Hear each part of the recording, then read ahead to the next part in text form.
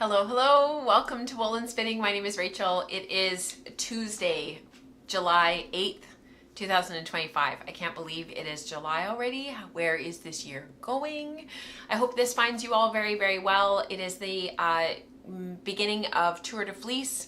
It has been going since July 5th when Tour de France started, so I hope you're all spinning up a ton. I hope this finds you all really well. Welcome to this place. We spend all of our time here talking about spinning and hand spun yarn and making fabric with our hand spun yarns and working from fleece and beautiful braids of hand dyed fiber, prepping it all ourselves. Like, honestly, it's everything hand spun all the time. So I hope that you find something here that you enjoy, that is what you're working on or that resonates with you, and I hope that you have a good time here today. We have an incredibly long show.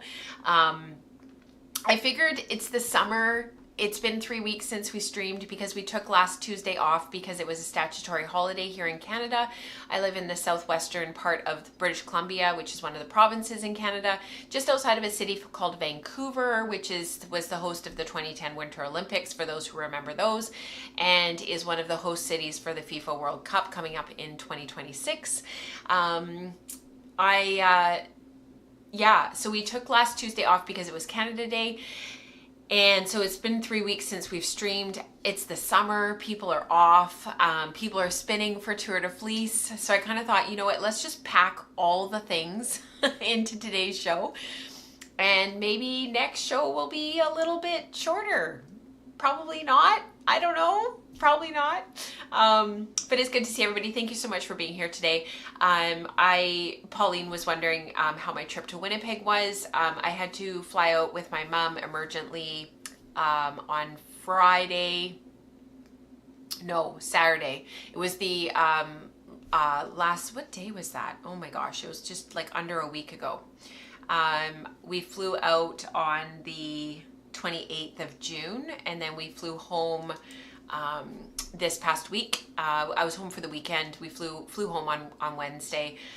It was really the longest that I could be away because of Mike's work schedule and the kids and all that kind of stuff.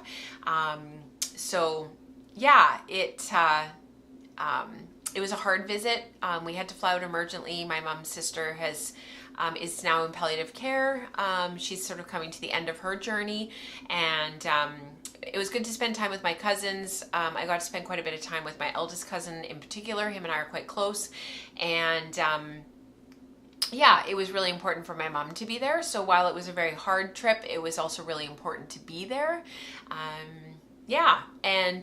Things you didn't think that you'd be doing on Canada Day. It's a little bit macabre, but wandering around a cemetery looking for your grandparents' headstone, like you do. I was texting with a friend while I was doing it, and I was like, things you never thought you'd be doing on Canada Day. She's like, well, when in Rome. I was like, yeah, totally. You just do what you have to do. But we found it, and everything was all good, and everything was fine. But it was just like one of those things where I'm walking around going, what is going on? Like, what is with this year? It's just been like one thing after another. But here we are, and we are making all the yarn. So why don't we start off with housekeeping? That way, if anybody has any questions about what's covered in the housekeeping post and just sort of what's going on in our community, and anybody that has any questions about what's happening and how to get involved, you have lots of time in the live chat to ask. And please make special note that tomorrow morning is a maker morning, 6:30 Pacific Daylight Time. We are currently on Daylight Time. So we're in sync with Yukon right now. For those who are in Canada, you know what I'm talking about. And then we fall out of sync with them for part of the year because they don't observe standard time anymore. So I always have to think, okay, where are we in the calendar year? So maker morning tomorrow morning, 6:30 a.m. Pacific Daylight Time. And the other thing to make note of is for those who are new-ish or new members to the Patreon community and are new to wool and spinning, Rebecca will be doing an onboarding call later in the month. The day and time is in the housekeeping post. I feel like it's the 30th.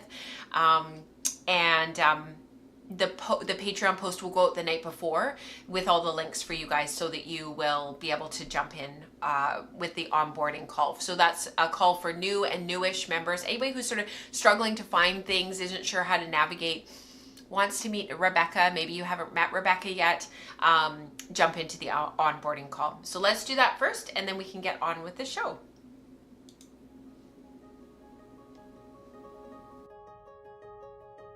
The Wool Circle is hosted by Rebecca on the Tuesdays opposite of the live stream.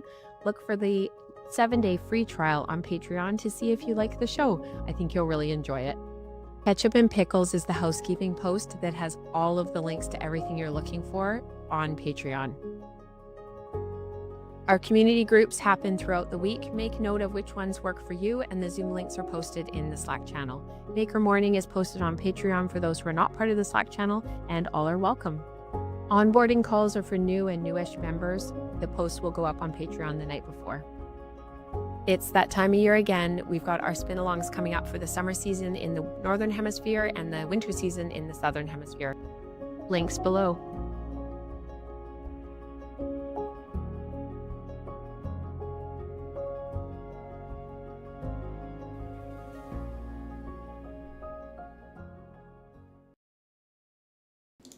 Awesome.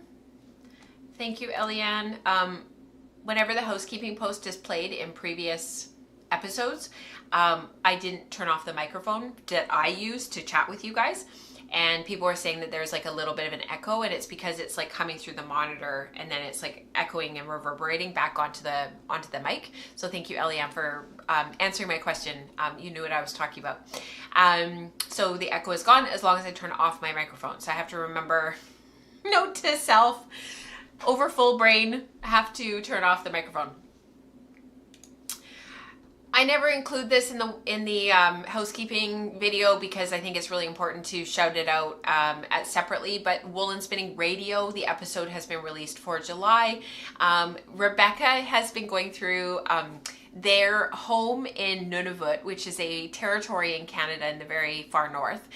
It's north of Manitoba and Ontario and part of Quebec. So it's very far north. They're almost in the Arctic Circle.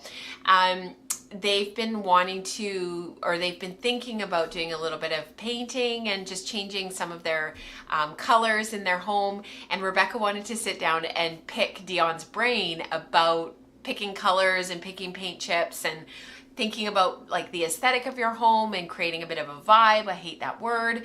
And Dion was so generous with her thoughts and her ideas.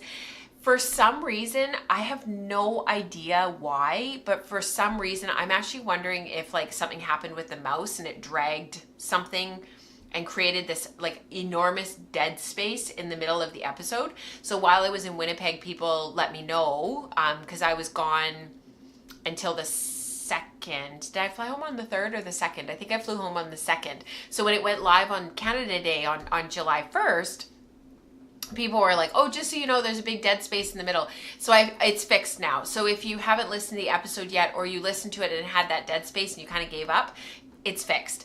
I have the podcasting gods, you know, sometimes the little gremlins, they get in there and they mess things up and they do little things. And I suspect little fingers sometimes get involved by the name of James, and he kind of messes things up sometimes. So anyways, it's all fixed, and that episode is ready for you to listen wherever you catch your audio podcasts. So Spotify, iTunes,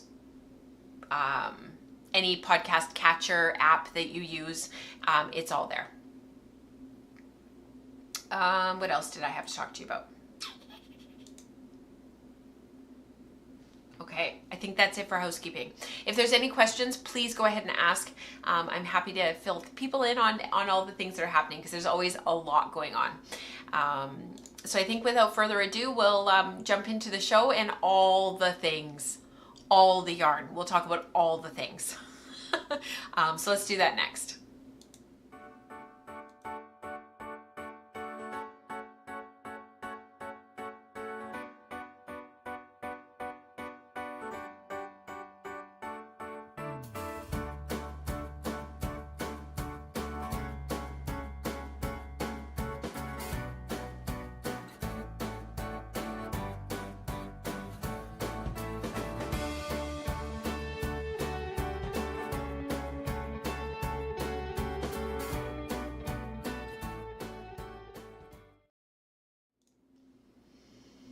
Yeah, Caprice, you're absolutely right. When you skipped ahead, there was nothing actually missing. Nothing got like taken out of the episode. What ended up happening was there's just like dead space added. So the little gremlins got in there and added like a whole bunch of dead space, and I just didn't catch it when I rendered it. So my fault. Something happened. I have no idea. Anyways. Thanks for your patience, you guys. This kind of been the year that I've been having. It's just been like one thing after another. So I really appreciate your patience and appreciate your guys' generosity and your ability to just kind of meet me where I've been this last year. Because it certainly has been one of those years that just feels like it's been one thing after another. And I just really appreciate that you guys have been like there and like all good about it. So thank you. All right. I'm going to start with just a really quick little blend that I've been making. And I've started the sampling. It's actually back here on my wheel, which you can't see because the other camera is in the way. But back on this wheel here, this is my Magicraft Rose. Back here on the bobbin right here is the sampling. So what I thought I would do is just share with you what I've been doing. And then next show, I will share with you the actual sampling, and like, hopefully I'll have like a skein of yarn to show you. I mean, best laid plans and all that kind of stuff, but you never know, maybe it'll actually happen. Like, let's be positive. I don't think, let me just double check here. Yeah, that was my initial sampling. So I talked about these before. So let me just go back to the main screen for just a minute. This little fleece that I've been working on is from my friend Lynn Anderson of West Coast Color. She lives up in Tappan, British Columbia, which is in the Okanagan, which is sort of an area of British Columbia. There's different areas of British Columbia that are they have different, what's that word? When you have like different biospheres, like, some is desert, some are like, we live in a temperate rainforest down here. The Okanagan is sort of, a little bit deserty, it's a little bit drier, there's a lot of lakes, a lot of beautiful forest, but not quite as dense as the forest down here where I live. And Lynn and her husband used to live down here, and they retired and moved up there, and they've got these beautiful CVM lambs. They have other sheep as well, but these CVM sheep, sorry, not lambs, they're not all lambs. The CVMs are just, her sheep are beautiful. They're raised for fiber. And this particular fleece I got from her in 2022, it was a ram's fleece, a CVM ram's fleece, and I washed it right away. And then it's kind of just been stored. And so part of what I've been working on this year and hopefully into next year is getting some of this stuff like stashed down and getting through it and processing it and getting it onto the wheel and getting it spun. So I've been sort of hanging on to this and onto this 2022 shearing. And it wasn't an entire fleece. It was 2 pounds from the fleece. But somebody else washed some of the fleece and then gifted it back to me because they just felt like they couldn't get through it. And I think some of it got a little bit felted. And maybe I wasn't as careful as I should have been with washing some of it. I can't really tell. So I have, some of it has, a little bit of it has gone into the compost. But I had shared with you guys last time, maybe not last time, but definitely the time before. So maybe episode 215, I think.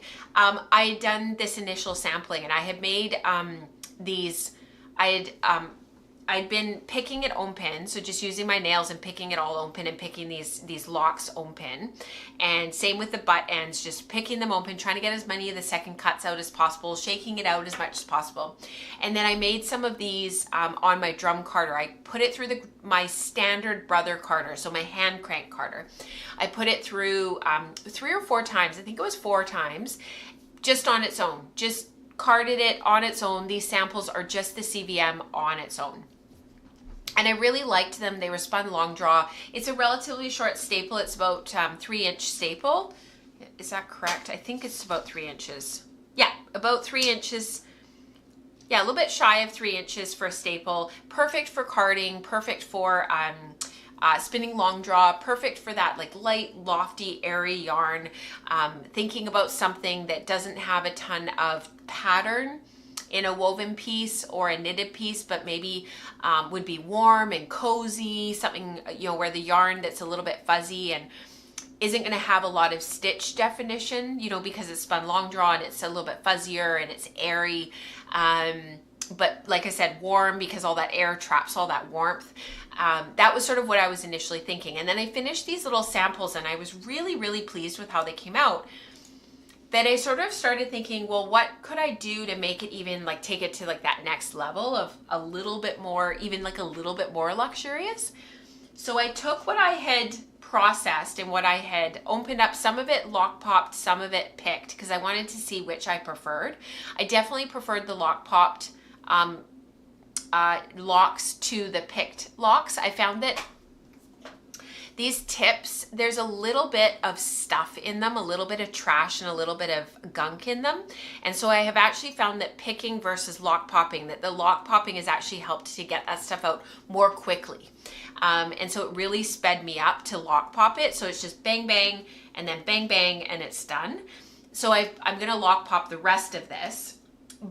But what I did was I took the remaining fiber that I had prepped, because I only carded a little bit of it, and I added in 5% Muga silk. So Muga is a wild silk. It's part of the Tussar family, the Tussa silk family. It's one of the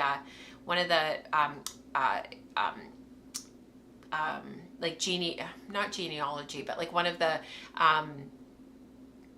oh, what's it called, you guys, when you have like a lineage of the wild silks, and it's one of the specific types of moths that creates this Muga silk from their cocoons, and it's this golden color that's really warm, and it's got this sort of yellow golden kind of quality to it. It can be quite pale, it can be a little bit darker, it sort of depends on where you source it from, but I thought that golden with the CVM would just go perfectly. So you can see the little bit of sheen. I don't know if you guys can see that, but there's like a little bit of sheen on there from the 5% Muga. It's spinning up beautifully. So I'll hopefully have that sample spun and have a little bit of it sampled for next show, because that's kind of in the back of my mind and kind of ruminating, if you will, and sort of, you know, just boiling away in the background, simmering, if you will. And I'm going to spin, I've got them all prepped here. This is a total of a 50 gram sample to spin, because I figured if I had 50 grams, I could do a little knit sample in a 3-ply, and then I could also do a little woven sample off of my pin loom, probably a basket weave, because it'll be too fine of a gauge on the pin loom. I'll have to hold it double, but that's what I was sort of thinking. So Genus, thank you so much, Maria. Yeah, only 5% Muga, and then I thought I would go from there in terms of like how much to use. I didn't want to make it really, really, really silk heavy. I wanted it to really be a focus on the CVM. That's what I've been working on. So yeah, 5% Muga added to that CVM, and all of a sudden it's just like elevated it to like the next level. It's just incredible. So yeah, it's perfect. Microclimate. Yeah, I guess so, Giselle. Yeah, like the different areas of the province and the different like climates and the different landscapes, and yeah. So that is the CVM. So just working on it in the background, very fine micron. Staple is between 2.5 and 3.5 inches. I figure the micron count is probably around 23 or 24, probably just shy of 25 micron. It just feels that way when I compare it to other fleeces. Like that's sort of what it feels like to me. And then I added the Muga. So I'll try some different percentages and see what I think. Right now I'm doing the 5%, but I was sort of thinking about maybe trying a 20% sample to just see and have that comparison of the two. And what I've been doing is just keeping track of it in my book here. And once the sample is washed and I've got the actual like washed yarn sample, both the 2-ply and the 3-ply, I'll put them in here and have it all organized so that I can keep track of my notes and make a couple of notes about what I thought about the final product. That's sort of what I've been doing recently to keep track of my samples, because I'm finding having an actual index card and having all those separate cards, I just can't keep track of them, and I do too much sampling and I do too many different things where it doesn't result in one big spin. I do like 10 or 15 samples, and then I might do one bigger spin. So I'm finding that having something like this is actually a lot more helpful, where I can throw my samples in. I can show you what it looks like thus far. and I can throw my samples in to sort of see like what the different yarns came out as. So this was the recent speed date that I chatted about. These are all the washed and finished yarns, and I've just thrown them in so I can feel them. I've got a visual record, I've got a written record, and I can actually see what I was doing. So here's another sample of another yarn that I did recently that I really didn't like. I'll talk about that more when I get closer to filming the Sweet Georgia workshop on cotton that's coming up in the fall. And then here are a couple of more samples that I did recently, and I just throw them in and I write all of my notes underneath about what I thought, how I spun them. And what I've been doing is putting in the finished, so post-washing samples, because I'm finding that for me, that's really what I want. I don't care necessarily once I finish the project about the unwashed samples. I want the washed samples. I want to see what the yarn finished as. And I found that really super helpful. So those are some of the recent yarns that I've done. So I don't know if that's helpful for those who are sort of trying to figure out how to organize their yarns and how to organize, you know, keeping track of everything. I still keep my singles and my initial plied samples with my wheel while I'm actually working on the project, but I'm finding long-term those samples aren't the most useful for me, that I want the actual like spun finished samples down the road when I'm going back and looking at what I did, why I did it, you know. That's what I want access to. Okay. All right, let's go into a little bit more sample. So that was sampling. I didn't actually play the little jingle that helps to separate everything, but that's okay. We just won't do that today. I was gonna do my current spin with you. I've got two spins that I'm working on right now. One is just a little sample spin, and the other one is like an actual big project. So I think what we'll do is we'll do the my sample spin that I've been working on next. Let's talk about that next, because it's a pre-recorded segment, and it gives me an opportunity to let you guys watch for a bit. So this next project that I'm going to talk about is a sample that I've been spinning. It's not really for Melissa of Melly Knits.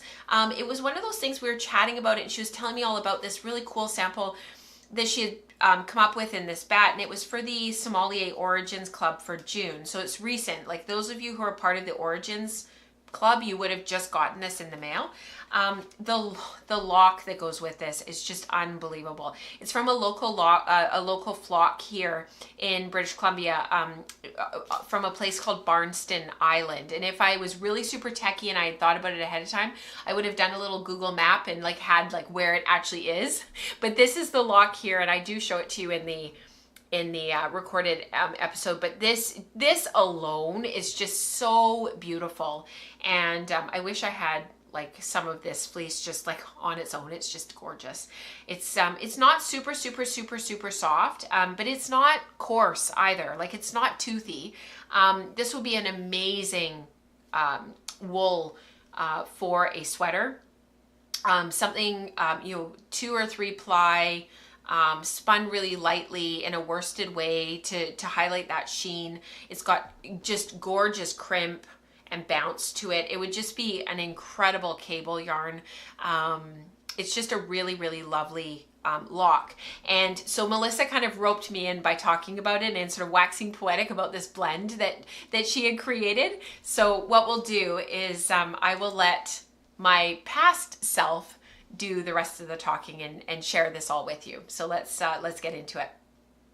Okay, so as I've already said, we are going to be spinning some of Melly Knits Origins Sommelier Club from June. So this is just from last month. So some of you guys who are part of that club will have gotten this. Sommelier Origins is from June. This one was really interesting, and Melissa was talking about it when we got together, and we were working at the gym, and she was telling me all about this spin, and I said to her, I'm like, that's a really curious blend. Like, that's really interesting. And she was like, do you want to try some? So she gave me just a really small carded bat that was sort of like leftovers. And what I did was I actually took the bat and I broke it down into 4 nests of fiber. And my original plan was just to spin it, each to a bobbin, 2 and 2, and then ply them together. And and then chat about it on the podcast. But because I was setting up this whole living room and I was setting up, you know, for filming other things and doing this whole thing, I thought, well, why not do a little trial run and spin this with you guys on the show, sort of in a pre-recorded fashion, sort of like what we used to do. And you guys could see sort of my process as I go through sampling something like this. So let's talk a little bit about the actual wool itself first. So this is the lock. It is very long. It is it's a really, really interesting cross. I was going to say it's Romney, but it's not. I was thinking of a different one, but look at the bounce in that. That's just unbelievable. It's just an incredible fleece, and you can see the crimp in there, like just unbelievable. Let's see if we can get the camera to focus in on it a bit. There we go. Look at that crimp in there and that bounce and that spring. I mean, that's a pretty incredible lock. Pretty incredible fiber. So what we've got here is Juliet is the name. Actually, it's funny because that was one of my dad's absolute most favorite names. I was almost Julia, but my mom didn't like it, so I wasn't Julia and I wasn't Juliet. But I have a special place in my heart for that name. So it is a CVM Dorset Charolais Gotland cross. Pretty incredible. This is from Barnston Island Flock here in British Columbia, in Canada. And then what Melissa did was she blended it with 20% cotton from the Cotton Man in North Carolina.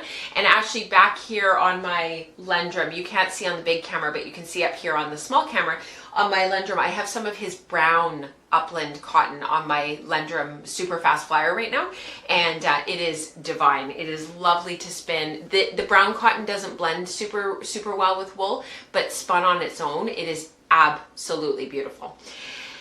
And then there's 10% Himalayan stinging nettle. So Himalayan stinging nettle, really, really interesting blend. So 70% of the wool, 20% cotton, 10% Himalayan stinging nettle. So years ago, I did a workshop at one of the weaving festivals actually, but it was a spinning workshop that they were offering, and it was on the bast fibers.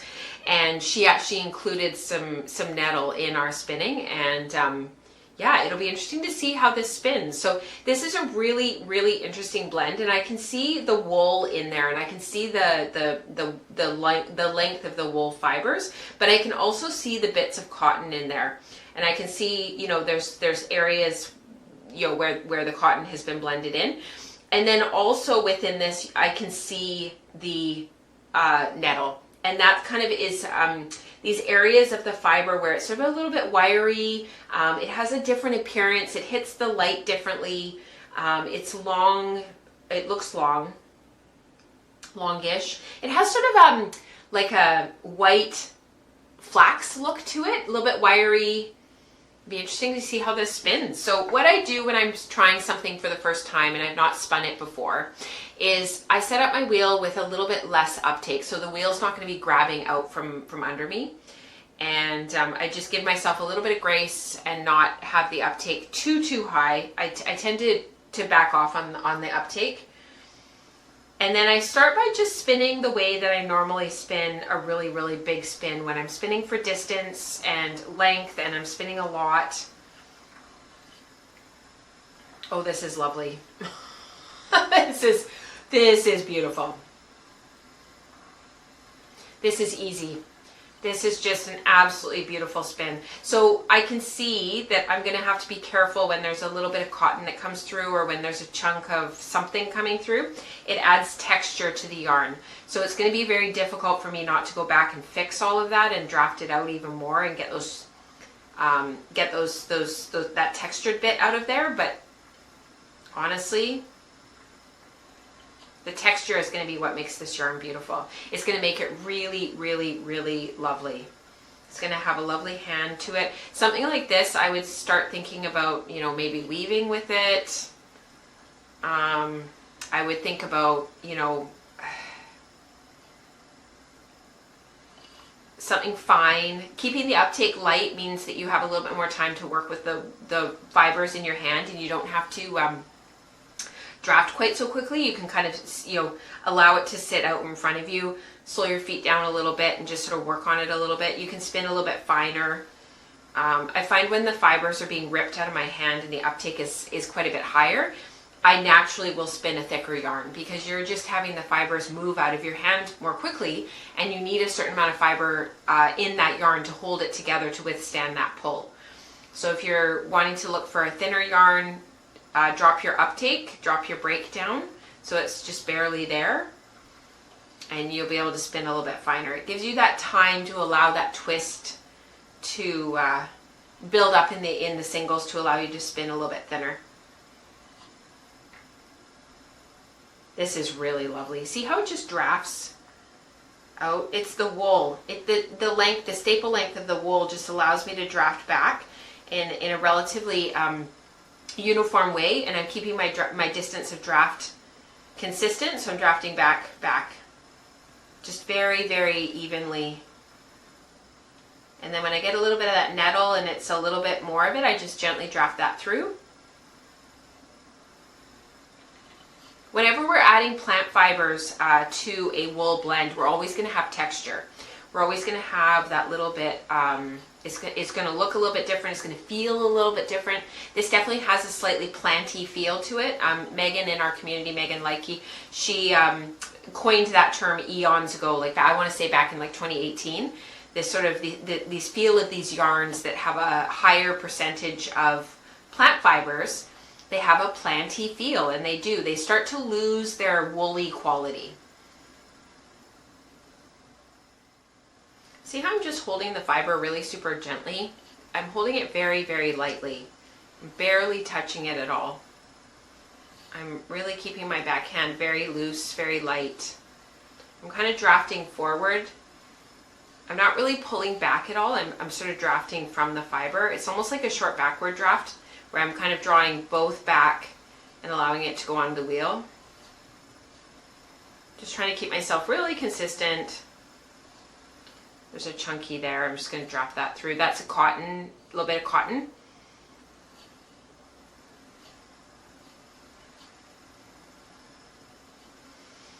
So we could spin this, we could take this over the fold and do a little bit of long draw. For anybody who's watched a back episode of the wool circle, this is sort of what we used to do. We used to sit there and, when it was me, before Rebecca took over, we used to sit there and try these different drafting methods and see these different blends, these different fibers, like what it looked like and how they drafted and what they felt like. And I don't like this from the fold particularly. This doesn't feel quite as natural. I feel like I'm bending the fibers a little bit, like I'm fighting against the twist almost. It's almost like I'm kind of fighting the fiber a little bit. I'm not sure I would continue with that, but if you're having difficulty managing the fibers, that would be an option. There's a little bit of cotton that just came through there, a little bit of a, gives it that texture. I'm working really close to the orifice of the wheel for filming purposes, but normally I would be like back here. Normally I would be quite a bit further from the orifice of the wheel, and I'd be giving myself a little bit more space. But I just want to make sure that you guys can see what I'm doing for obvious reasons.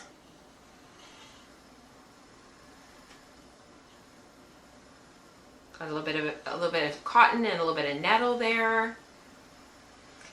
Part of the reason for holding our fiber really, really super lightly and super gently is partially because if you don't, you'll pull back and pull all of the shorter fibers and all of the texture out of your yarn, out of the fiber prep. And what you'll be left with is the wool, and you'll have lost all of the cotton and the nettle, and everything will be kind of a jumbled mess in your palm, and you'll be sweaty, and it's all kinds of unpleasant. So try to hold your fiber as lightly as you possibly can. Keep that forward hand, even if it's smoothing a bit. My hand kind of glides across the surface. It's not squeezing or pushing down the fibers at all. Like as I go, I'm not like pulling the air out of it. I'm just very gently moving my hand backward to get to that next spot that I want to go to pinch very gently. I'm sort of encouraging those fibers to come forward on their own. I'm not really, just kind of easing them out. I'm not grabbing and pulling at them. Because I want the texture to come forward. I want the yarn to be even in texture. I don't want it to all end up in one spot or to have it all at the end. So let's have a look at a ply back test, and we'll see if we're on the right track at least.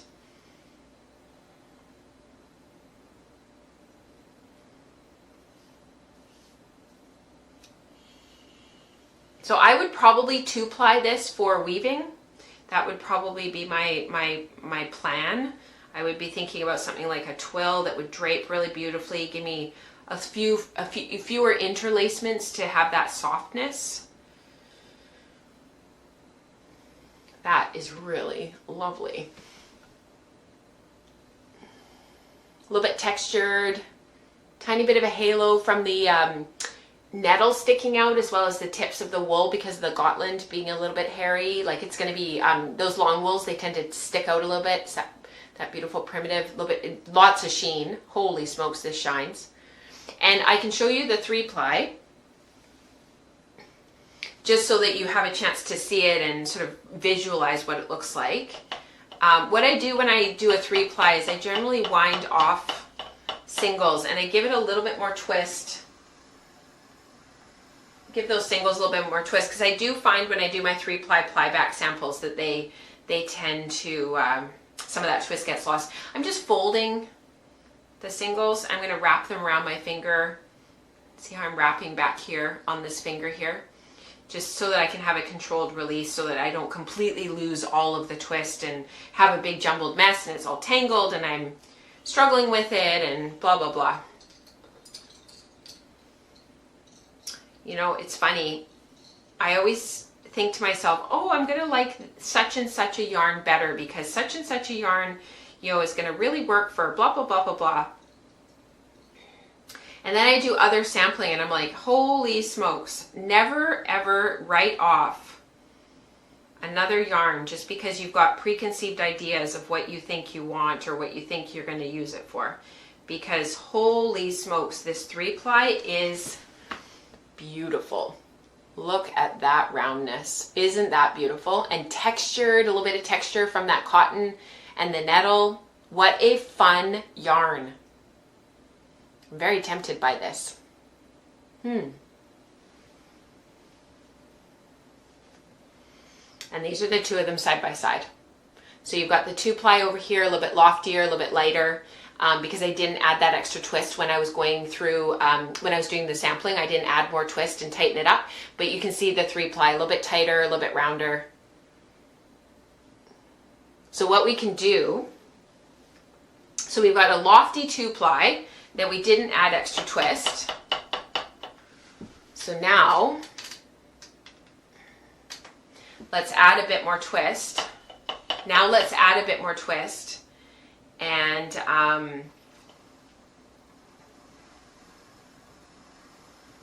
tighten this up slightly.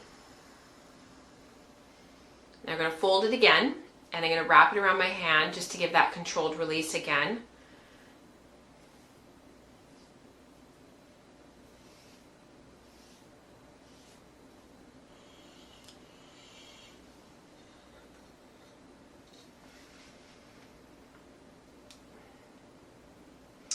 This 2-ply is beautiful. It's almost like a happy medium between the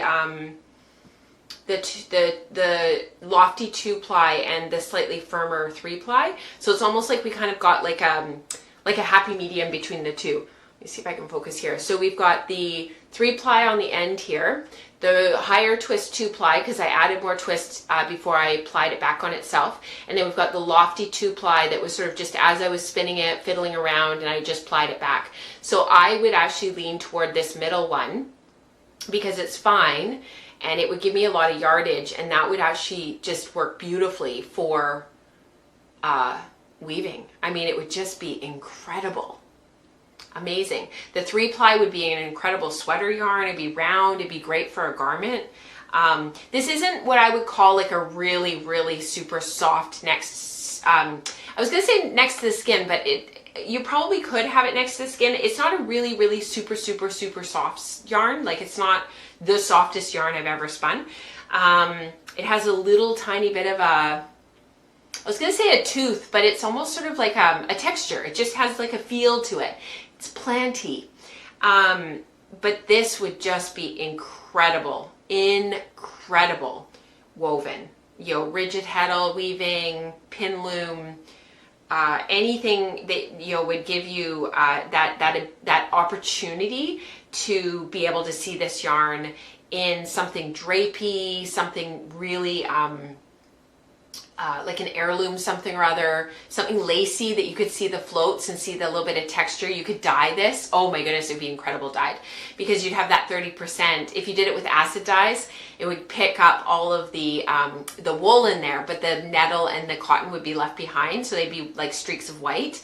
So you could dye it after the fact, after you've spun it. You could also use Procyon dyes, so the wool is left white and only the cellulose fibers are dyed. I mean, oh my goodness, you guys, you could do anything. So I will keep spinning this, and I will report back about what I do in a future episode, probably in episode 318. Because of Tour de Fleece right now, I'm really trying to do as much spinning as possible.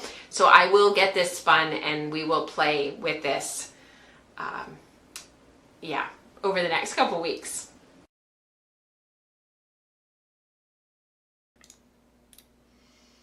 I hope you enjoyed that. I have the rest of the fiber here, and I've actually finished spinning the first bobbin. So the bobbin is here. It's just a little bit of a sample, but like really, really fun. You can see how textured those singles are coming out, but really fine. And they want to spin fine. Like I found as I was drafting that they wanted to come through quite fine. And this has quite a texture to it. You can see that nettle in there. It's really interesting because of the difference between the cotton, the length of the cotton, and the length of the wool. So it's a really kind of a fun brain twister a little bit to sort of work through something like this and be like, you know, what is possible? So I've been really enjoying that. And I hope you guys enjoyed hearing about all of that. And I'm hoping that by next episode I will have some samples for you, because I'll throw that on the pin loom, and I'll hopefully have a chance to do a little knitted sample. Knitted samples actually take longer than people think. To do all of that sampling for the speed dates, to knit that like sample, it took like 2.5 hours. Like it's really, I'm a fast knitter, but it's just, yeah, it's just time consuming. I really enjoy doing it though. So I think that's something that like keeps me coming back, is because I find you learn a lot. You can really feel the yarn while you're working with it. You start to think about like what the yarn could do for you, how you could use it, etc., etc. I find that really, really helpful. Currently, I have my Tour de Fleece spin. So my Tour de Fleece spin has ended up being really, really enjoyable. I'm actually really surprised at how much I am truly enjoying this spin. So let's have a look here. You guys will have lots of photos to look at. I don't know why it started at the end of the slideshow, but there you go.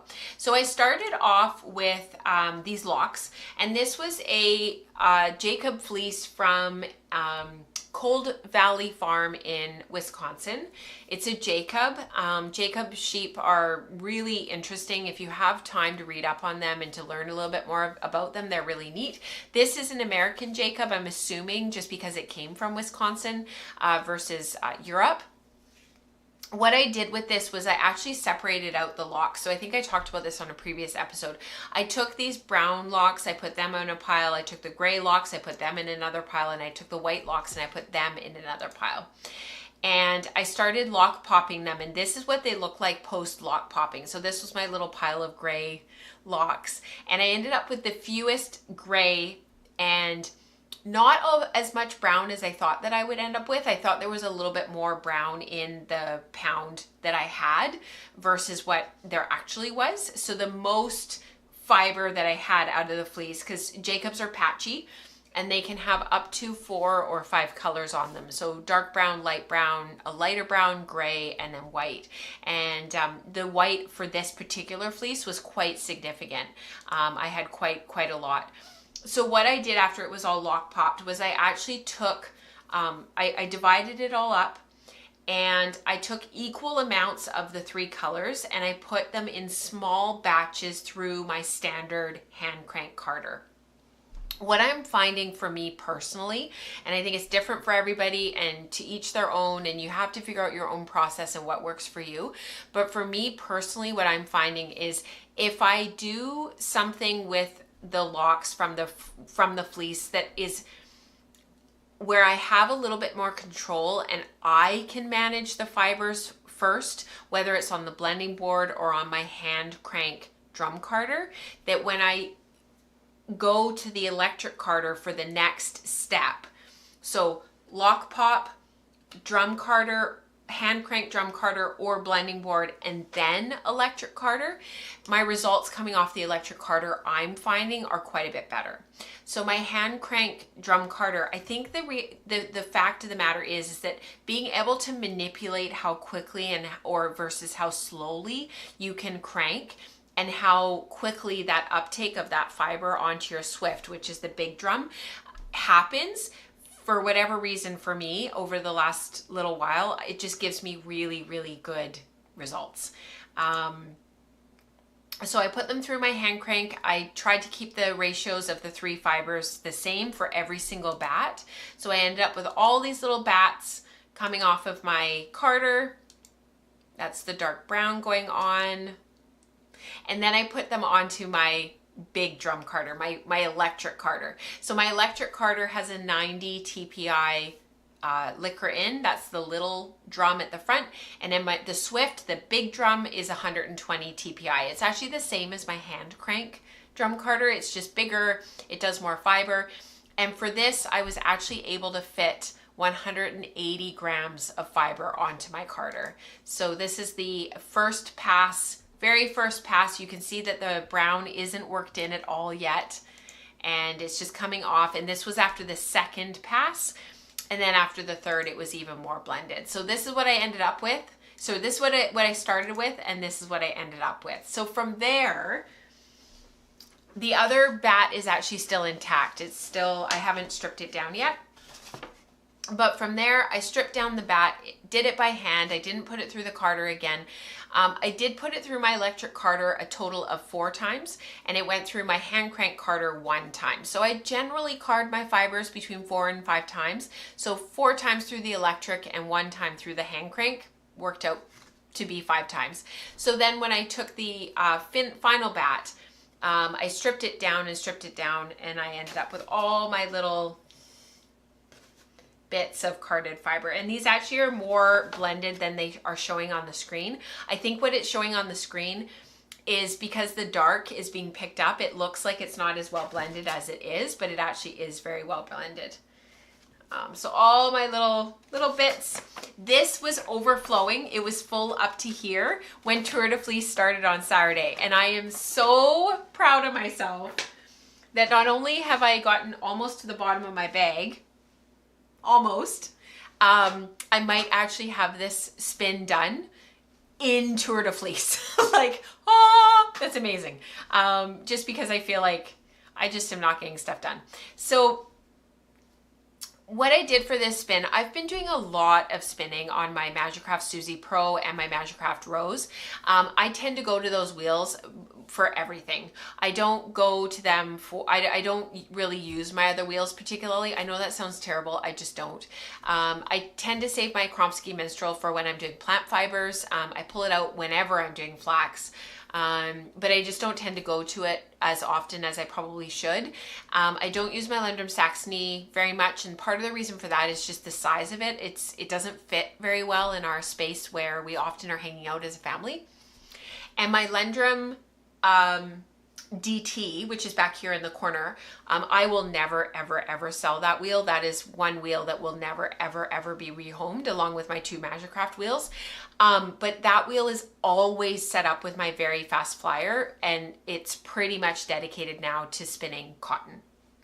And I have a very long-term project on that wheel that is all of that brown cotton from the Cotton Man that I've been spinning for the last couple of months. And actually, I've been really trying as part of my daily practice to get back to doing my 30 minutes of cotton spinning a day, because that's how I'm going to get through it. So in the meantime, I was looking around and I was thinking about things, and I was looking at my wheels, and I was like, I have not done a project on my Ashford e-spinner. I have an Ashford e-spinner 3. I haven't done a project on there for quite a long time. And I had a project on it that we'll talk about in a minute that I've actually sort of finished the first phase of. So I sat on Friday. I was absolutely exhausted. I was jet lagged. I was tired. There was a lot of family stuff while we were in Winnipeg that was, really important, and time spent in the hospital and time spent just sitting and chatting with one another and just being together. But it's exhausting. It's a different type of exhausting when, versus running a marathon, right? It's emotional, it's mental, but it's not particularly physical. And so by Friday, I was just bagged. And so I sat on our front porch and I finished that project that I'll share with you in a minute. And that got my e-spinner free to be able to throw the Jacob spin on. And you guys, I feel like I'm channeling my inner Dion. I am loving it. I am absolutely loving it. I'm sorry for the quality of this video. I was having issues with my with one of these cameras that I use. So this is actually done on a webcam, which is not very good quality. It's not 1080p. So I'm sorry that this isn't like the quality that we're all like used to. But bear with me. So I filmed this morning while I was working on it. So what I've been doing is, once again, super light uptake. This yarn is going to be for weaving. I've said that right from the get-go that it'll be something woven. I'm hoping for a relatively decent size of fabric. I'd really like to do like a cardigan or a sweatshirty type thing, something very similar to what's back here, my LB pullover. Not exactly the same, but something similar. We'll talk about this in the future. It's on hold right now, not because anything is wrong, but because my serger, I'm having big issues with it. So that's why I haven't shared about my LB pullover in the last couple of shows. I've just been loving this. It has been so great. And so what I've been doing is I've been taking these bats and I'm opening them up. They're all pre-drafted because as I was stripping them down and making my little batlings, I was pre-drafting them as I went. I just touched all of the fiber and went through it and just sat there and sampled it and or pre-drafted it. Sorry. And then I've just been spinning like sort of a cross between. It's sort of like how I've been spinning the Nettle, the CDM cross. I've been sort of not truly short backward, but not truly continuous backward. So when we talk about, let me just go to the big camera for just a sec. I've got fluff in my mouth. Ugh, gross.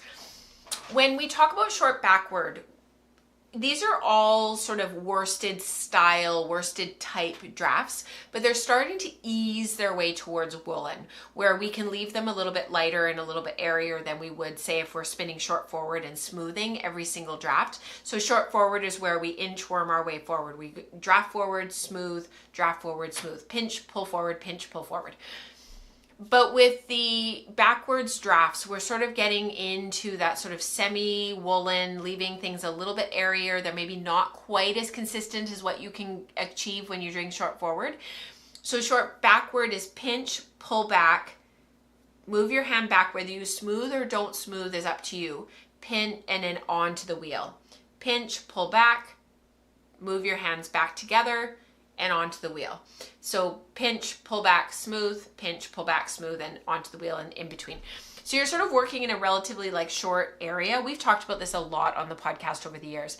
And then continuous back is pinch, pull back, smooth, pinch, pull back, smooth, pinch, pull back, smooth, and onto the wheel. So you're drafting 3 or 4 times, 2 or 3, 3 or 4, before you wind those singles onto the wheel.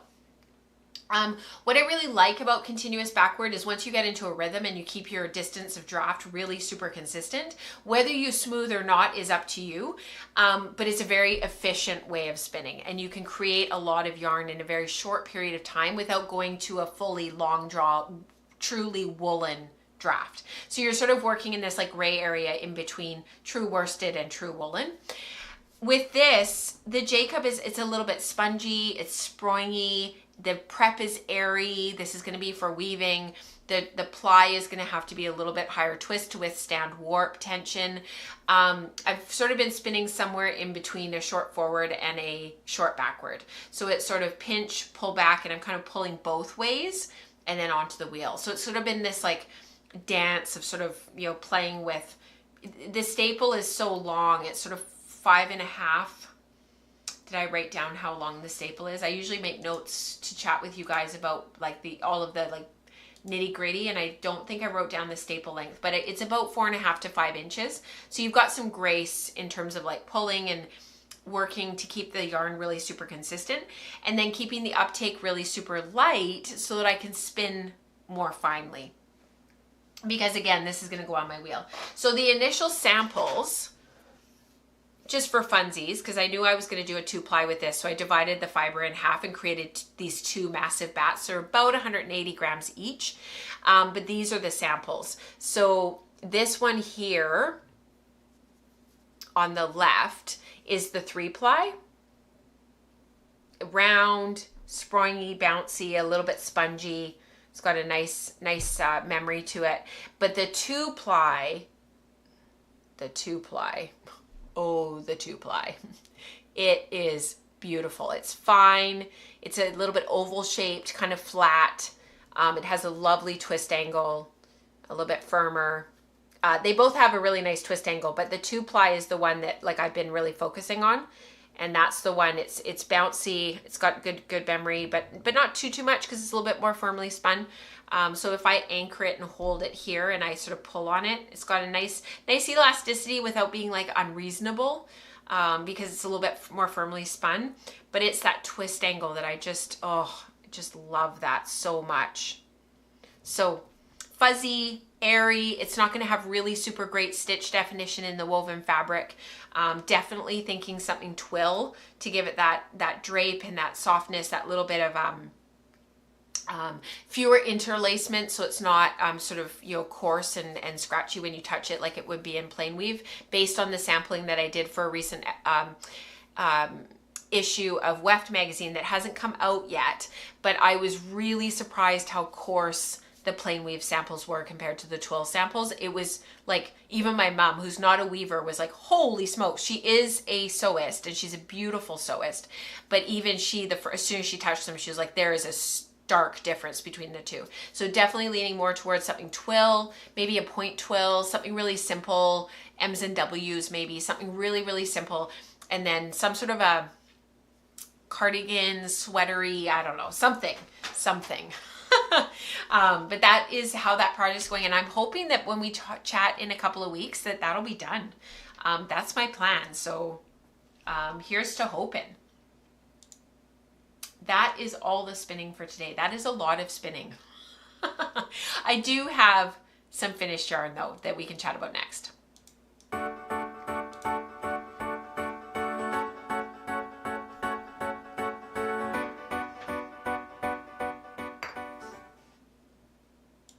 I know Lisa's not having a great day, and I just hope that the podcast can bring you a little bit of distraction, a little bit of relief for an hour or two while we sit here and chat about all things fiber.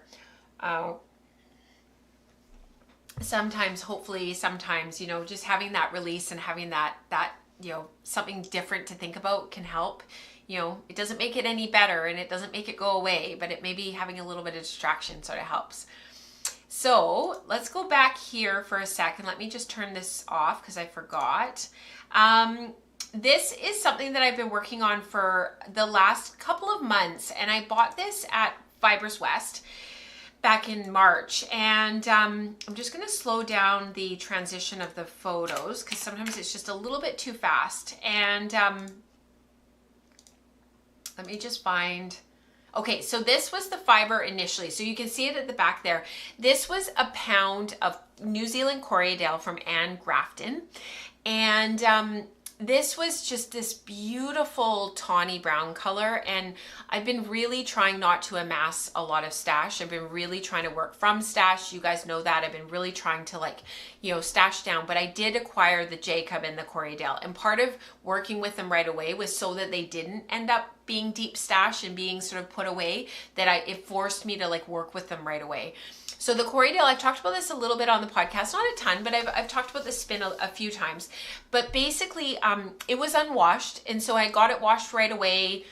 We had a stint of quite hot weather back in, I think it was May that I washed it. Might have been April. I feel like it was right around the time that I was having treatment, and it felt like it was something that manageable that I could do. And got it washed, and I started lock popping it right away. Partially because it was so easy to lock pop. So this was the original lock. I did save a lock that's in my kind of stash of locks and stuff that I've kept, and it's all labeled and everything, like I did with my CVM lock. You see how I label them, and I just throw on what they were, the shearing season, any information that I have about the original fleece I throw on there, and then I keep them put away and can pull them out as needed. So I did keep one of these, but this was the original lock, and they had sort of the slightly sun bleached tips, which has really created this lovely heathering in the final yarn. And part of what made this so easy to work with was lock popping it. It came clean like that. It was literally bang, bang, turn, bang, bang, and that was it. And that was the results. It was so easy. Yeah, Ellen says so pretty. You're absolutely correct. So, thank you, Lisa. She says my bangs are bringing her joy. That's amazing. So I just kept working and working and working, and I would kind of pull out a little bundle like this, throw it in my sieve. This is my fiber sieve. I use it for weighing and all that kind of stuff. And I just kept pulling it out and working through the next little bit. And honestly, within a couple of weeks, I had it done. I think it was even less than that. I think it was less than 10 days I had this all finished. So we chatted about this a little bit on the podcast. I had piles and piles and piles of fleece ready to go and ready to process. I did throw all of this first before I put it on the drum carder. I put it on the blending board first. So I did create bats on the blending board first, just like Dion showed in I did it through Dion. The Dige method that was part of our teaching content a couple of months ago on spinning pearls, that's part of your Patreon membership. Look for the Dige method. And that's what I did. I created all these bats with the Corriedale, just layered them up, had them all stored, and then from there I put them onto my electric carder. So my electric carder, part of what I was mentioning earlier about doing the Jacob, is that it creates these absolutely massive bats. And so having that initial prep and having that initial step in the process, by putting the fiber onto the blending board first or putting it through my hand crank carder first, whichever one, it just gives me something manageable to then be able to feed through the carder. I should show you guys what the bat sizes look like. I've shown you in the past, but it might be really helpful just in the context of today's conversation to show you truly how big these bats are. So just 20 seconds.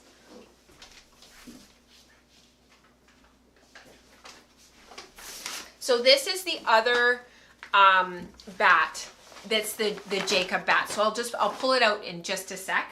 But I have it here and I'll show you the size. So because my electric carder makes, it's a little Tom wide, and it's from Fancy Kitty, and it makes 36-inch long bats by, what are the measurements? I think it's 36 by 36. It's massive. And so I threw this through, so I did my blending board first, and like I said, go back and look at the Patreon content for the Dige method, DEEJ, the Dige method from a couple months ago. And then from there, I put them through, I think I ended up carding them twice, if my memory serves. I have the notes somewhere. And then I did the same thing that I did for the Jacob bat, because they're so big. The bats are so massive that you really, for me, I have to do something with it before I start to spin. Like, it's just too much otherwise. So I started stripping each of the bats. I had 3 bats. They were each about 150 grams. And I started stripping them all down and making all the nests. So just for context, and then I ended up with 3 hand spun bobbins. So these are the 3 bats spun to 3 bobbins and ready to ply. So just for context, this is the size of the bat. It's in a bag. It's in a brown paper bag. It's bigger than my torso. This is the second Jacob bat, but this is the same size as the Corriedale bat. So it's the same. But like, this is how big it is. Like, it's huge and it's thick. It's at least 3 inches thick. And that's what it comes off as. So what I do is, you can see at the top here, if I just hold it up, these are all the spots where I use the doffer to break the bat, to pull it off. So I use that as the spot to then start to break the bat down. So that's how I know where to start. And then I go back to the top and I find the next spot and I start breaking it apart from there, and so on.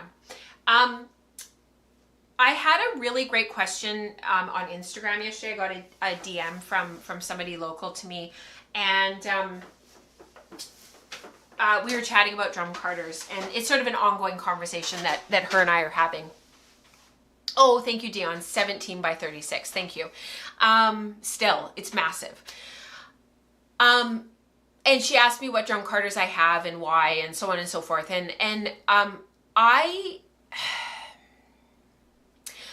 got what I got for the Fancy Kitty because I wanted to move into a motorized carder, and my brother drum carder, that's just a standard carder in terms of size. I'm talking about size right now.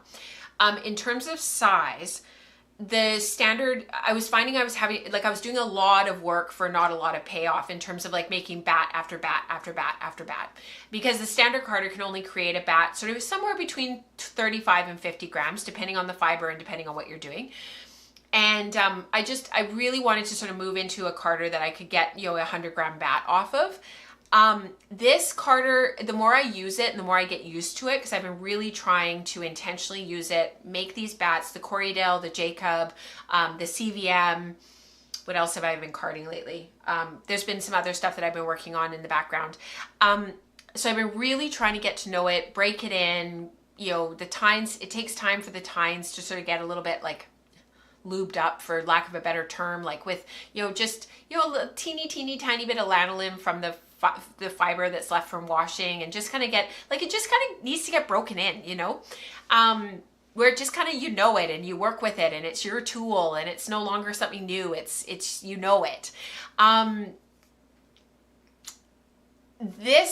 So I wanted to go into a bigger carder, and Dion and Glenda and I bought them all at the same time. We all got something similar but different.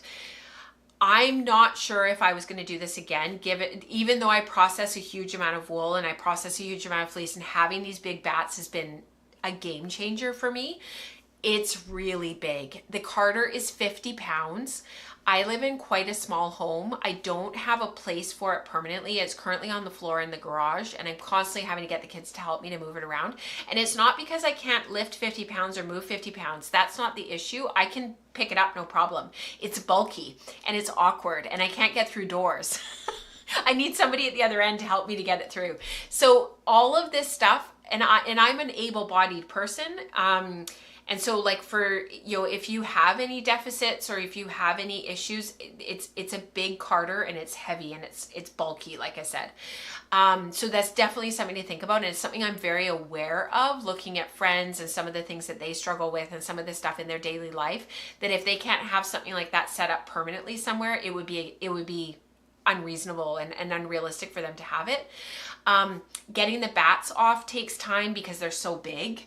I don't know what I would do instead. I don't have an answer for that because I made the choice that I made, and I did what I did. Cost was a factor because of the Canadian dollar against the US dollar right now. That was a huge factor.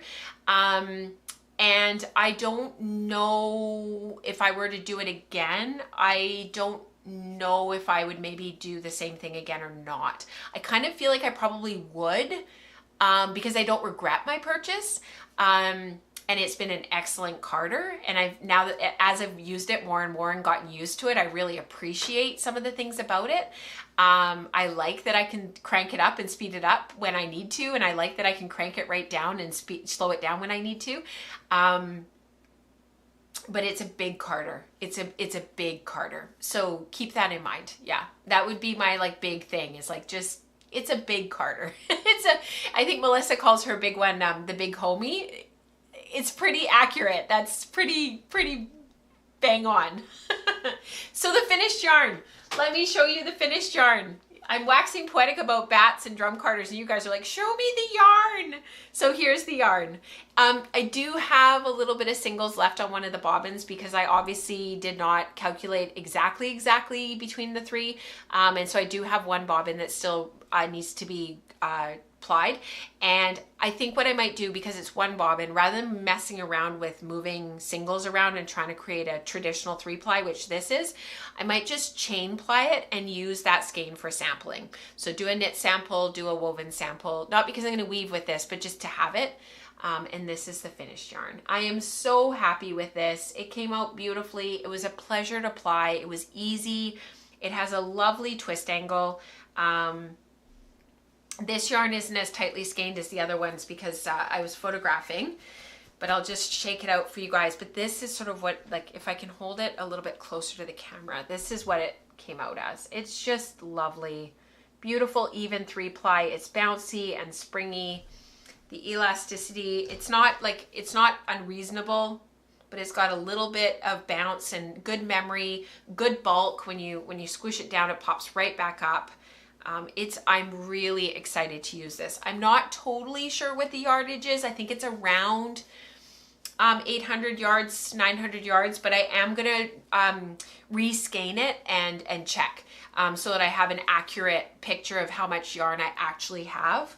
And it's about a pound of yarn, just shy, about 400 grams, might be 380. But I'm really happy with this. I just am really happy with how this turned out. And worth all of the drum carder talk, I think, because all of that prep and all of that, really intentional way of prepping it, taking the time to lock pop it, taking the time to make sure it was really clean, taking the time to create the mini bats before they went onto the big carder, all of that contributed to just like a really beautiful yarn. And hopefully, hopefully I'll figure out what I'm going to do with it. There's a couple of new Sari Nordland sweater patterns that if I have the yardage, I'm very tempted. And this, for wraps per inch, it came out at about 16 wraps per inch, 14 wraps per inch. Yeah, 14 wraps per inch. So it's a good solid sport weight. I'm excited to knit this up. I think it'll knit up really beautifully on 3.5 millimeter or 3.75 millimeter needles, just shy of 4 millimeter. US size, what is it? US size 6 is a 4 millimeter. Is that correct? Now I'm forgetting. I had it memorized and now I've forgotten.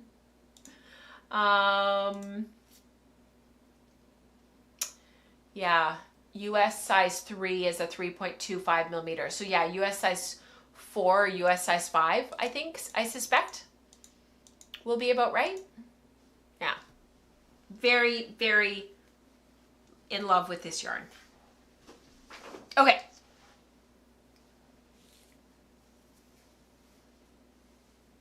Yeah, Dion said the same thing about her Carter. So she got, hers is 17 by 22, mine is 17 by 36. And she said when my Carter arrived, I said that a lot too. It's so big. And I know like Dion's really embraced hers now. Like she's really gotten into it. She's used it a ton. Really enjoys it now. And I think these Carters, they take getting used to. Like it takes time. It's not just you get this tool and it's just perfect right away. And the thing is, you can really appreciate it, but still feel sort of a bit overwhelmed by it and a bit ooh, this is a lot of machine. That is okay. All right, let's talk about weaving next, because I have a really fun little project that I finished off with our breed and color study from 2020. So let's do that next.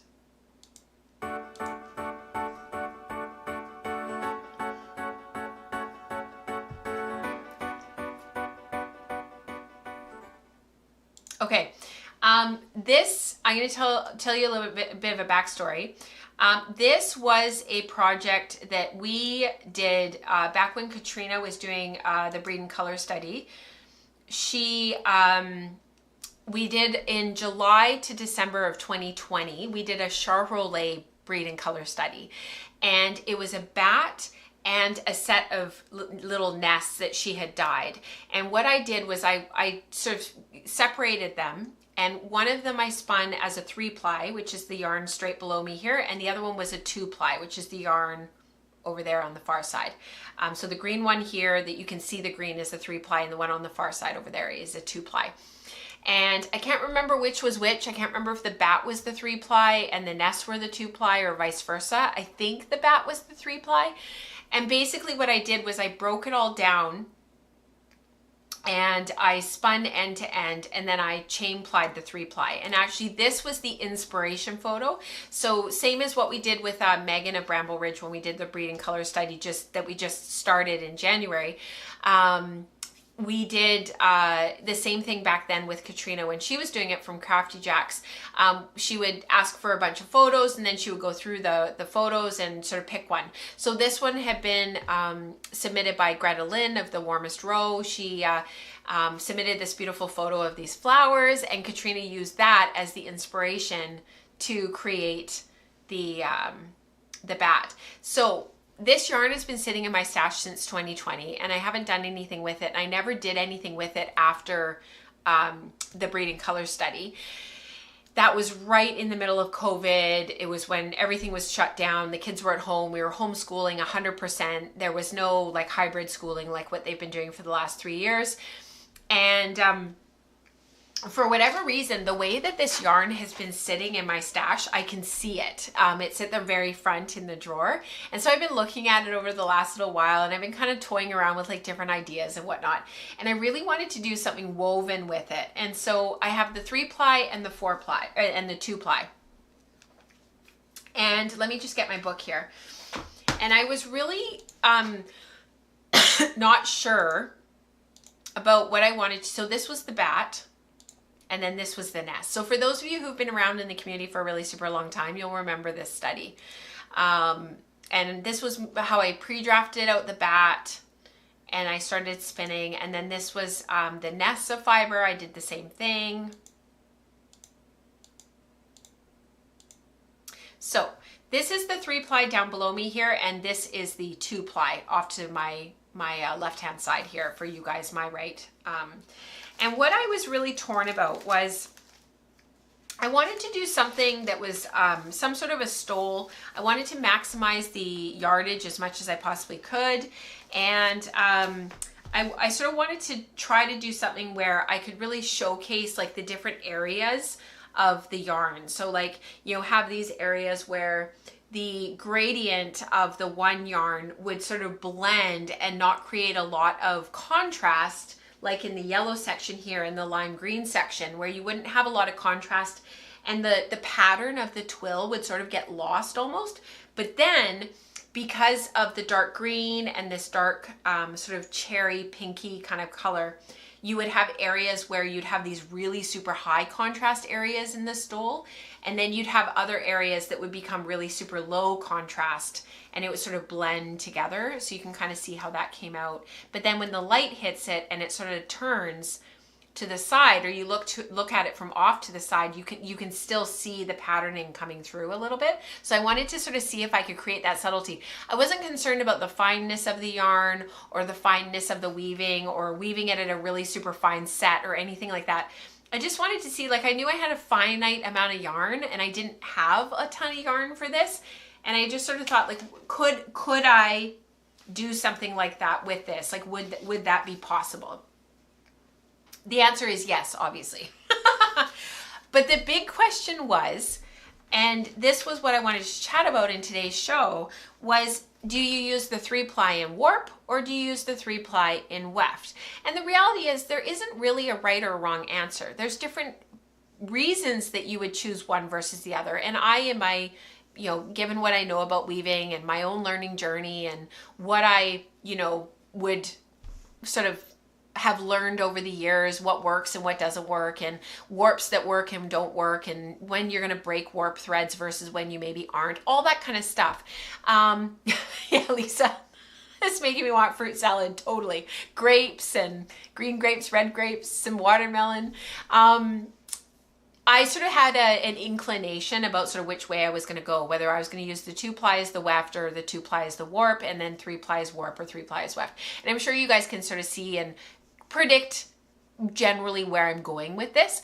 But for those who aren't weavers yet, and for those who are sort of doing some of these sampling projects and are sort of on this journey of learning more about your hand spun yarns, learning more about commercial yarns, learning about all the different factors that go into creating all these yarns, I thought it was sort of a good opportunity to take a pause and have a look at this question. Do we use the 3-ply as warp or do we use the 3-ply as weft?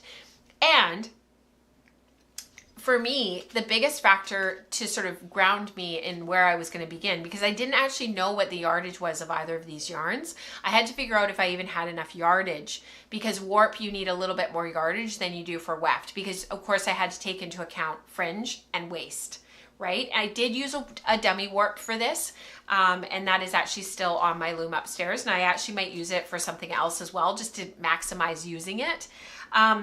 But the 3-ply, once I did all of my calculations and I wound the yarn and I did all my yardage counting and all that kind of stuff, the 3-ply was a total of 147 meters or 160 yards, and it weighed 51 grams.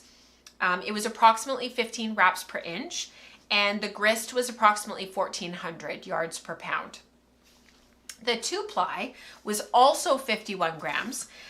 It was 143 meters and 157 yards, and it came out at 15 wraps per inch, because that was one of the things about this back when I was doing this project and back when we were doing the breed and color study for this particular study.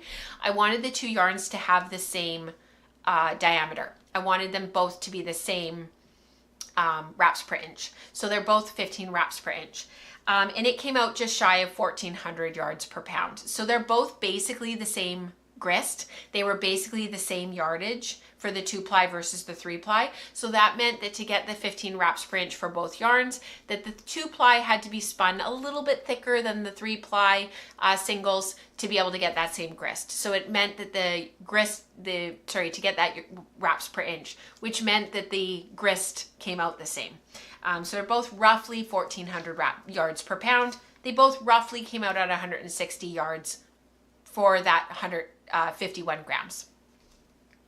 So I didn't have to worry about more or less yardage in one of the two yarns. I had the exact same amount of yardage in both. It was just a matter of optimizing the length of the warp to maximize the width of the weft to use up as much yarn as I possibly could.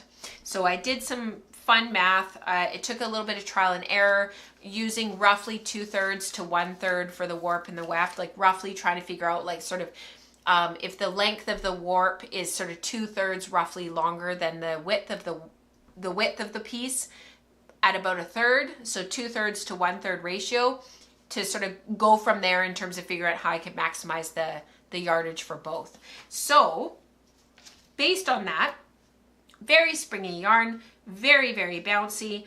It means that there's a lot of give in the yarn, in the fabric. It means that there's going to be a lot of stretch, that it's going to stretch a lot on the loom, that you're going to have quite an open set on the loom to accommodate that when it comes off the loom and it goes roiling, that spring effect. So very, very, very open set. So that when it came to taking it off the loom, washing and finishing it, which I have done, that it would be a structurally sound fabric without being too dense, and while still having a little bit of drape, which we wouldn't expect in a down breed like this. Charolais is chalky, it's downy, it's got that 3D crimp, it's short stapled. It's not going to drape like something with silk in it will, but I kept the set really super open. So 7 ends per inch, 7 picks per inch, which for a twill is very open. It was very, very difficult not to bang the weft in as I was weaving, because because it's so open, I wanted to like push that weft closer, but I had to keep myself from doing it, and I had to keep measuring as I went along the 60 inches. It's 60 inches long pre-washing. Post-washing, I'm not totally sure, but I think it's about 50 inches long. I had to keep myself from like, I had to keep checking to make sure that I was actually weaving at 7 picks per inch, because I wanted to pull it in closer. I wanted a closer set. And of course, if I had done that, I would have ended up with a weft-faced fabric, no drape, no give, and you wouldn't have been able to see the warp at all. Because as it is a little bit weft dominant, just because of the movement. And you can see there's a couple times I messed up the treadling because I couldn't see. It was really, really hard to keep track of the treadling because it was really, really hard to see. I was surprised having such an open warp on the loom. It's really hard to see the pattern. Yeah, Lisa says 7 picks per inch is open, open, open. Yes, absolutely. Thank you, Lisa. She said it's beautiful. Thank you. Okay, so 3-ply as warp, pros. The pros to having 3-ply as warp, it's more round and stable. It's more balanced. Because it's more stable, that's due to the fact that the yarn is rounder. It gives you that little bit of abrasion resistance because the yarn is rounder. It's more protected. We've talked about that in the past. There's not as much of the yarn that's being exposed to the elements because you have more singles twisting around each other. It'll wear better. It's more structurally, it has more structural integrity. There's decreased risk of it breaking under tension because you've got 3 singles in the yarn versus 2. And you also have a smoother surface. So because that yarn is rounder and it's smoother, and 3-plies tend to even out some of the inconsistencies in your yarn. So because of that, you just have a smoother surface. There's also a really interesting idea out there, and I think this is probably true. It's certainly what I've seen in my weaving, but when you have a smoother surface to your yarn, when you have the right set, you also, the yarn will glide through your treadle, through your reed a little bit easier. So it won't get, your reed does less damage to the yarn because it's smoother, it's the correct set, and it just, everything glides and moves a little bit better. And that's definitely what I've seen. Yeah, Lisa. Okay, no more treadling errors. I won't show you any of my treadling errors. I think that was the only one, actually. I think I caught all the other ones. This was really hard to unweave. There was a couple of times where I really messed up big time and I had to unweave. It was really hard to unweave. 2-ply as warp. Pros. It's lighter. It tends to drape a bit better. It's not as bulky. It's a little bit rustic. It can be a little bit more textured because you kind of have that slightly homespun look to the 2-ply. The reason for that is that if you do have inconsistencies in your 2-ply, you've only got the 2 singles evening that out versus in a 3-ply where you've got 3 singles evening that out. 3-plies are always a little bit smoother looking than a 2-ply. So you can have that sort of slightly more rustic, slightly more textured look if you like that. I do in my weaving. I think it's very pleasing. It's easier to weave because of the it's easier to weave at an increased density. So if I had wanted a really dense fabric, having it as the 2-ply as the warp would have allowed me to weave at a much denser fabric because the 2-ply can accommodate that. The flatter profile of the yarn helps to achieve a closer set without much stiffness. So when I was doing some of the sampling that I've been doing for Weft, for the Weft articles, because I've written multiple articles for them already, one of the things I've really noticed is I've done mostly 2-ply sampling thus far, and I've really found that the 2-ply in the warp just gives you that slightly flatter surface, and you can just do a lot. You can pack it in, you can have a slightly ombrine set, all that kind of stuff. Oh yeah, I can do that, Dion, to see the warp. Yeah. I can even let these like go if you want to just see the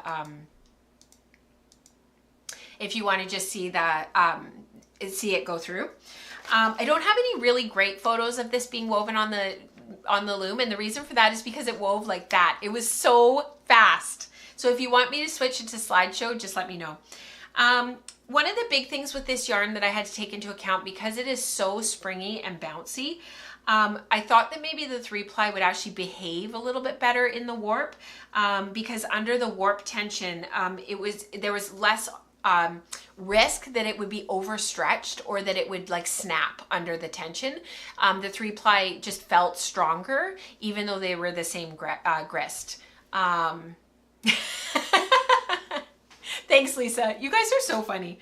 And then sometimes with these really bouncy yarns, and I found this in my Master Weaver program too, I was working with a really bouncy, springy yarn, and it was actually quite difficult to work with in the warp. And it was a singles yarn, and so it's made me very, very leery of these really bouncy, springy yarns as warp and weft, because you're placing it in the weft, and then also you've just got all this bounce and spring in the warp. So like literally, you can sit there and just keep tightening it and tightening it and tightening it and tightening it and tightening it, and like you if you didn't know any better, you just would never stop. So you have to put your hand as you're advancing your warp, whether you're on a rigid heddle or a floor loom or a table loom, you have to bounce your hand on the warp and make sure that you're not tightening it too much, and you have to tolerate a slightly less tight warp than you would if it was like, say, 100% cotton. So something to definitely take into account, because these springy yarns, they're just going to go and go and go and go, and then they're just going to snap and break. So that is one advantage to having in the 3-ply. You can't pull it quite as far. The abrasion proof of the 3-ply. So having the 2-ply in the weft means that you're optimizing that drape. So you're still allowing that yarn and that fabric to, have some drape and to have some give and some, ability to have some life in it without having that real density in both the warp and the weft. So this has actually really made me think a ton about spinning for a 3-ply warp, and then the other half of the fiber spinning it as a 2-ply for the weft, because the effect of this and the result of this is incredible. It's thick, and it's thicker than what I normally like to work with, because I really like working with fine yarn, and I really like weaving with fine yarn. I like the fine sets. I like lots of the fact that the pattern can repeat over more times. But I have to say, this 2-ply is weft and the 3-ply is warp. I could see myself doing a lot of work with this in the future. There were some areas where it didn't blend quite as well as I thought it did in the hand spun. Like, you think in the skein that it's going to blend really super well, and it didn't blend quite as well as I thought it would. There are some lines, but in the middle of the skein it worked out really super well, and the yellow to the white blended beautifully, and the yellow to the lime green. But then when you get into this dark green, you almost need one more color between the lime green and the dark green. And same with the light pink and the dark pink. You needed one more color in there to really make those transitions a little bit better, whereas this barber pulled, which is fine. It's just kind of interesting to me that it did that. It also made it really interesting in terms of like the final fabric. gives you that texture in there. And you can kind of see how as soon as you've got a variegated yarn where you've got two yarns twisting against each other, it was the yellow, it was the lime green twisting with the green before it went totally to the green. You can see how you start to lose the pattern, the woven pattern.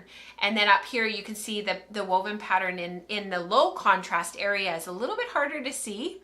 I love that so much. It's a little bit harder to see. You can kind of see it poking through in the lime green, but then you really see it in the outer edges, which I really, really, really like. I like that subtlety. I love that low contrast next to the high contrast. I think it's really effective. So really fun study. I learned a lot.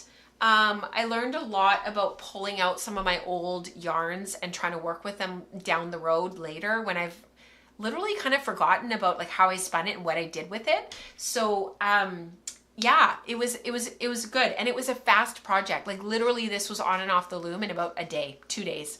I was weaving it the same day that I warped it. It was only I think it was only 60 ends. It was 75 ends plus 2 floating salvages, one on each side. So I did run out of weft. In the green, there wasn't quite as much green as I thought there was for the weft yarn. And I think by the end I was packing it a little bit more tightly. I should have, you know, just paid a little bit more attention, but I knew I was nearing the end and I kind of just did it a bit quickly. So it would have been maybe a little bit longer, but that's okay. It worked out really well. So learned a lot. And I'm glad that I, did something like that where I, you know, gave me a little bit of confidence to go forward with some of my other stuff. So that actually led me to this other project that I have on the loom right now. And this is some yarn that I spun back in, 2022. This was on Silk Puff. This is from Sweet Georgia. It was a seconds braid. It was in the colorway Hearth, and it was I spun it incredibly fine. The plan was always to weave with it, and I tried to keep the integrity of the long, slow repeats of color. I had divided the braid in half and I spun it each end to end and then I plied them together. So I ended up with these long repeats through the purple and long repeats through the coral, long repeats through the gold. And that's what ended up, I wanted to keep that intact in the weaving and in the warp. And so I wound my two warp chains, and they are, it was 180 ends. It was 2 warp chains that were each 90 ends per inch, and then a floating salvage on each side. And you guys, I'm lacking creativity right now because it's been working for me so well. I used the same, I thought I would show you guys a picture of the drawdown because I was like, at least you guys can see like what I'm doing. Because it's like the third project with this same drawdown. It's a point twill again. So it's 1, 2, 3, 4, 1, 2, 1, 4, 3, 2, 1, 4, 3, 4, 1, 2, 3, 4. And it just repeats. It's a 14 thread repeat. And then you treadle it the same way. 1, 2, 3, 4, 1, 2, 1, 4, 3, 2, 1, 4, 3, and so on. So 14, and it just gives you this beautiful point twill.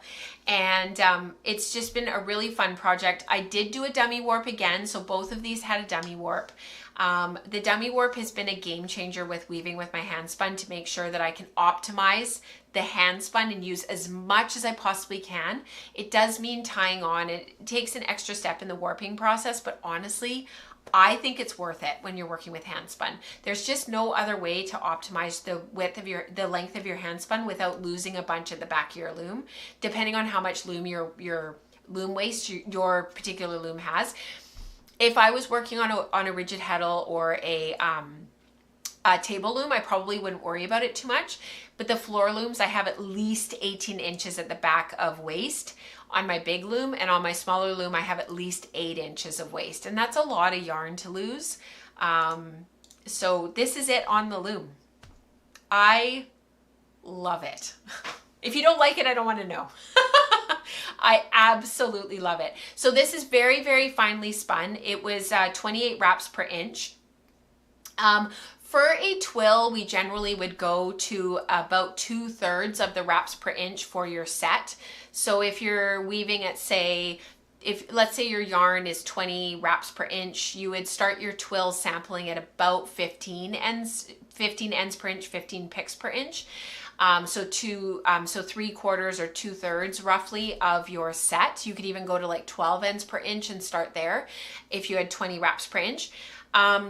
But I am finding for me that with these point twills, it needs to be a little tiny bit more open. I need just a little bit more space.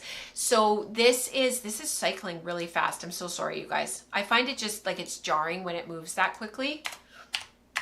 I don't know if it's just me. So for this, it was 28 wraps per inch. So I actually set this at 15 ends per inch, 15 picks per inch, and it is coming out perfectly. It is easy peasy lemon squeezy for me to get that.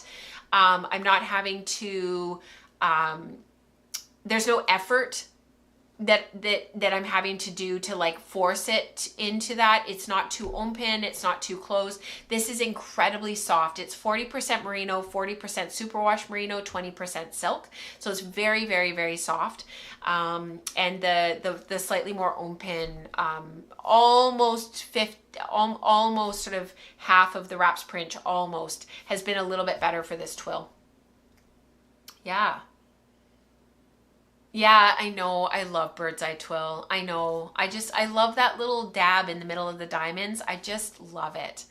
Yeah, I see a treadling error, but I'm not going to point it out.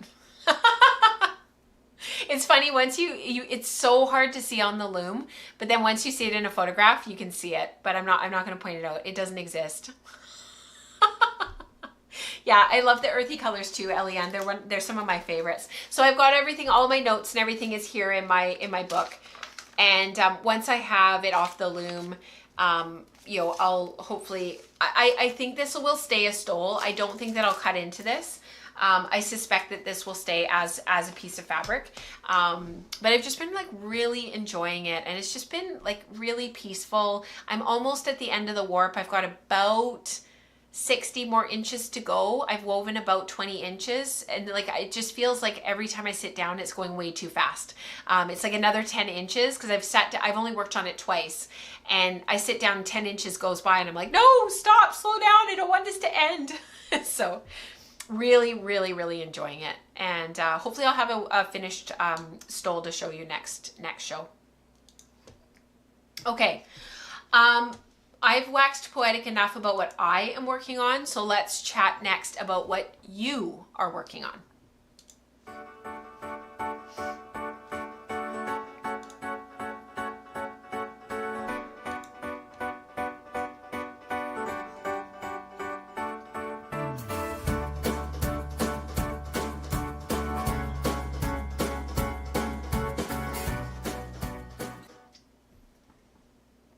I was thinking I should have run and gone pee while you guys are watching that.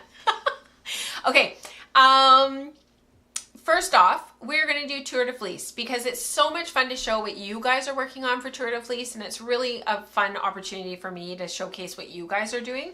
So let's do that first. So this Tour de Fleece is going to run until into August because we have Tour de Fleece and then we have Tour de Fleece Femme. So lots and lots of opportunities this summer to spin. And let me just find I don't have the Tour de Fleece thing here. It's very quick to like jump in there. It's like, slow down.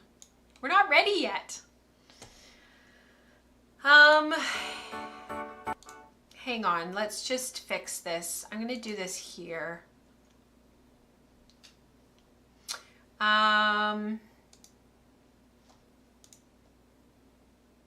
Here we go. let's put this here, let's do this differently, and then we'll play this. And while this is playing, I'm gonna run and go pee, because otherwise I'm not gonna make it through the rest of the show. And then I won't feel rushed and feel like I'm like rushing through everything, because we haven't had community participation now for like a long time. So it's fun to be able to do it with you guys. So I'm gonna take a quick 2-second break, and you guys are gonna watch the slideshow and chitter chatter among yourselves.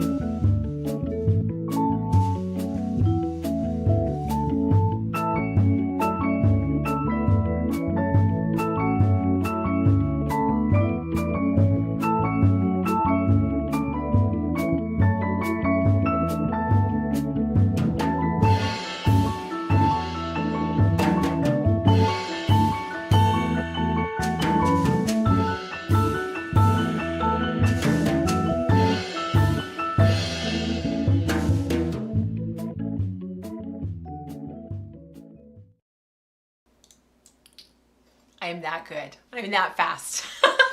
I actually thought about it before. I'm like, I should put something in to the show that just gives me like a 2-second break. Like I just need like a couple minutes just to like run, go pee, because I've had 2 kids and that's just reality, and then run back and carry on with the show. Because then I'm not like sitting here like, feeling like, you have to go pee. It's like very real issue if you're a woman and you've had kids. Even if you haven't had kids, you guys, like it's a thing. So yes, you can, Mary, since we're chitter chattering. I love you guys. Yes, you can weave a twill on a rigid heddle, and maybe somebody like Lisa or Dion are there's lots of people in our community that have done a lot with rigid heddle, or like have a lot of knowledge. I know Lisa will chime in, but you just need to put a second heddle on, so then it gives you 4 shafts. And most of the modern rigid heddles, you can add that second reed and that second heddle, no problem. It's like an add-on kit that you can buy. So look into it, Mary. There's some for rigid heddle weaving, I recommend that you check out Yarn Worker. Liz is a fountain of knowledge, and she's a big rigid heddle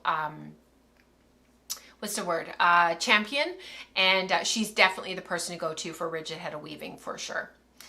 All right, we have not done this for so long. I feel like I am completely out of practice, and it's quite a long one because I've been like collecting things and just adding them to the, we haven't gotten to this for so long. So, and then I just keep adding more and more. So we're going to blitz through it a little bit quicker. I'm not going to read everything, but it's always so much fun to show what you guys are working on and what you're doing. So, and I know a lot of you are on vacation, you're off. For those of you in Europe, it's a little bit later. Hopefully you're at the end of your busy day and you have a chance to rest a little bit.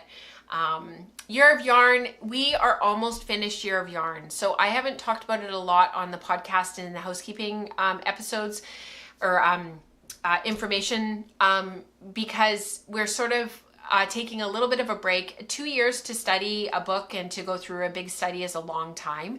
And so Rebecca and I sort of thought we would give the summer as a little bit of a break. She's traveling. I've obviously had quite a few things come up already, and like we're 2 weeks into the summer. And so in the fall, in September, we'll be up and on our way again with our book study. And so September, October, November, and December, we'll be looking at our final chapters of our book study of Sarah Anderson's Book of Yarn Designs book. Rebecca's making her syllabus right now for the Wool Circle, and we'll be looking at textured yarn. So we'll be doing things like boucle and looking at all the different things with all of that. So this will be sort of up and on our way again come September.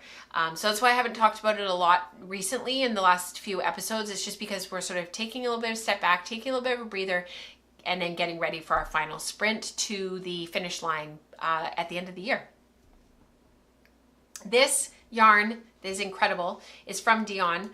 She shared this a little while ago, and I'm just gonna make myself smaller so that you guys can see your work.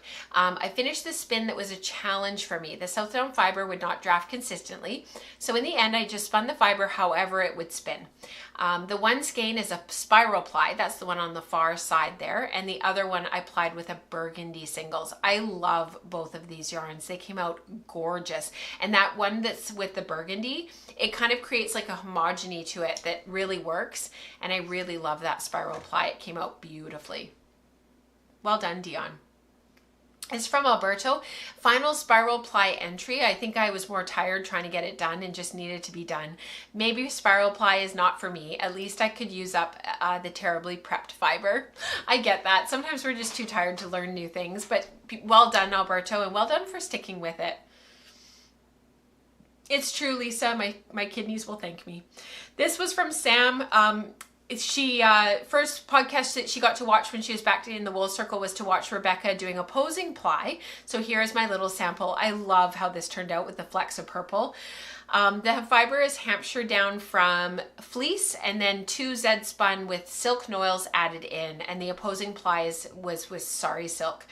All were put together on the drum carder, and she spun this on her Magicraft. Just beautiful, beautiful. Love this.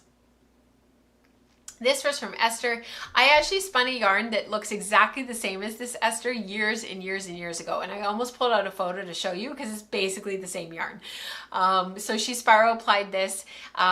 So much fun to make. I would love to try this again soon. Used S-spun singles left from her crepe yarn that she had done recently, and she plied with the thick singles of bats for a lot of texture. It's beautiful. This is from Amanda. Finished her crepe yarn baby blanket for her daughter's stroller. The blanket is about 65 centimeters high, 115 centimeters wide. If I had made it higher than wide, then the stripes would have been higher, but I wanted it to be a blanket to wrap around her legs. So she wanted it to stretch sideways, which totally makes sense. It's beautiful, Amanda.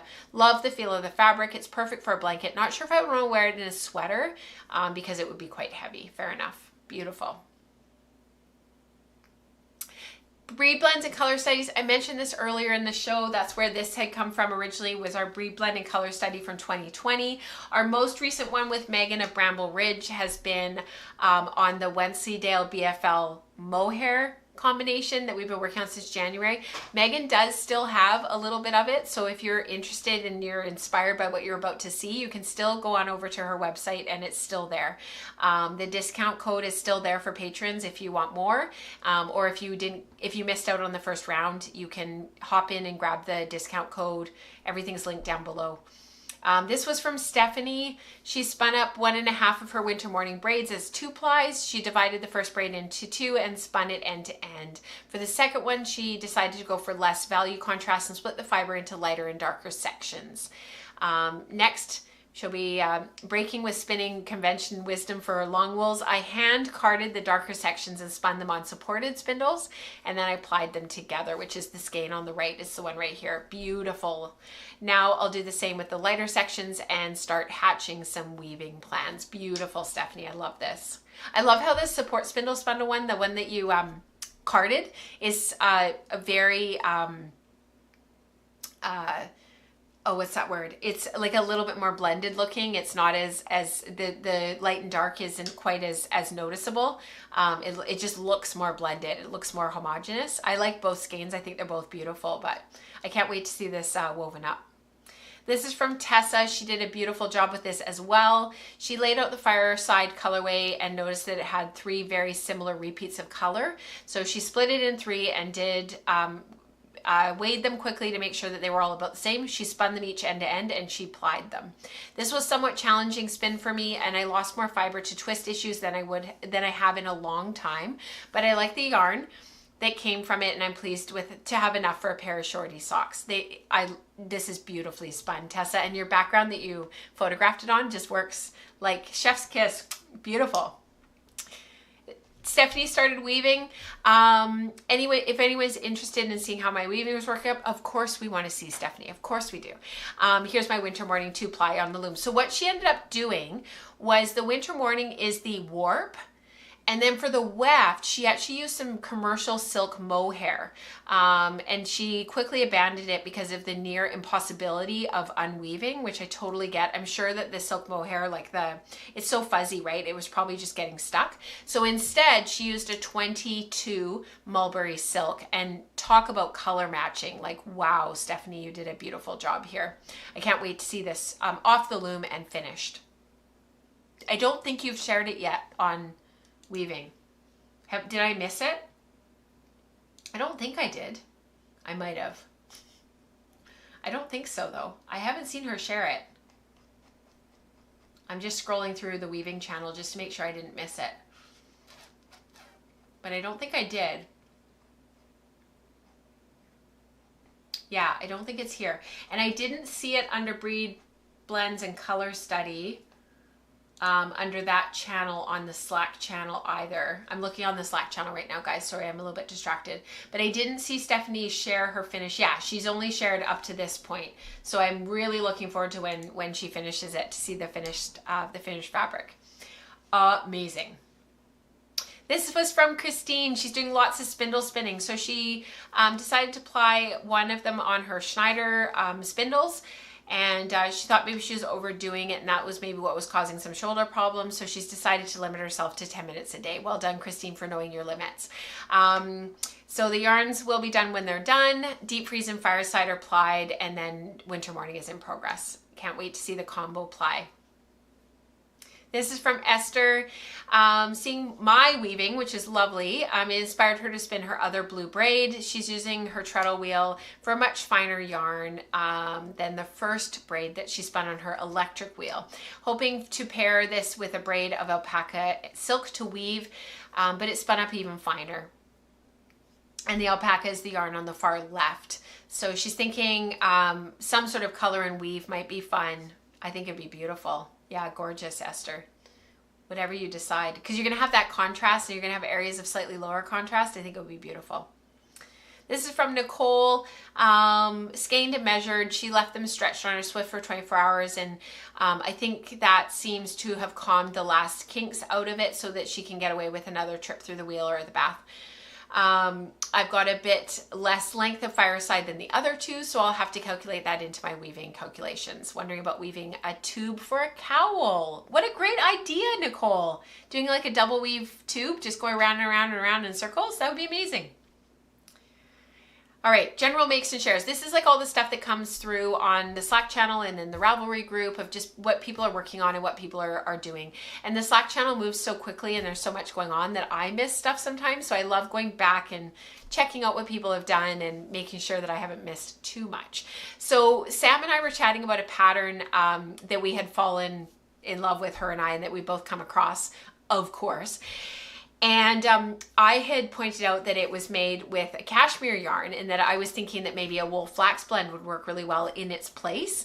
And so Sam had remembered a yarn called Meadow that had been discussed some time ago, and that was a flax wool blend, and it had silk in it and alpaca. It was a real a true blend of a few different things, and we did a whole study on it. And so she decided to make her own version of Corriedale yak, silk, and flax. I just love it and cannot wait to put it on my wheel. I only made a 15-gram wrap. So it'll be interesting to see what Sam spins this up, if she ends up making more of it and what she thinks.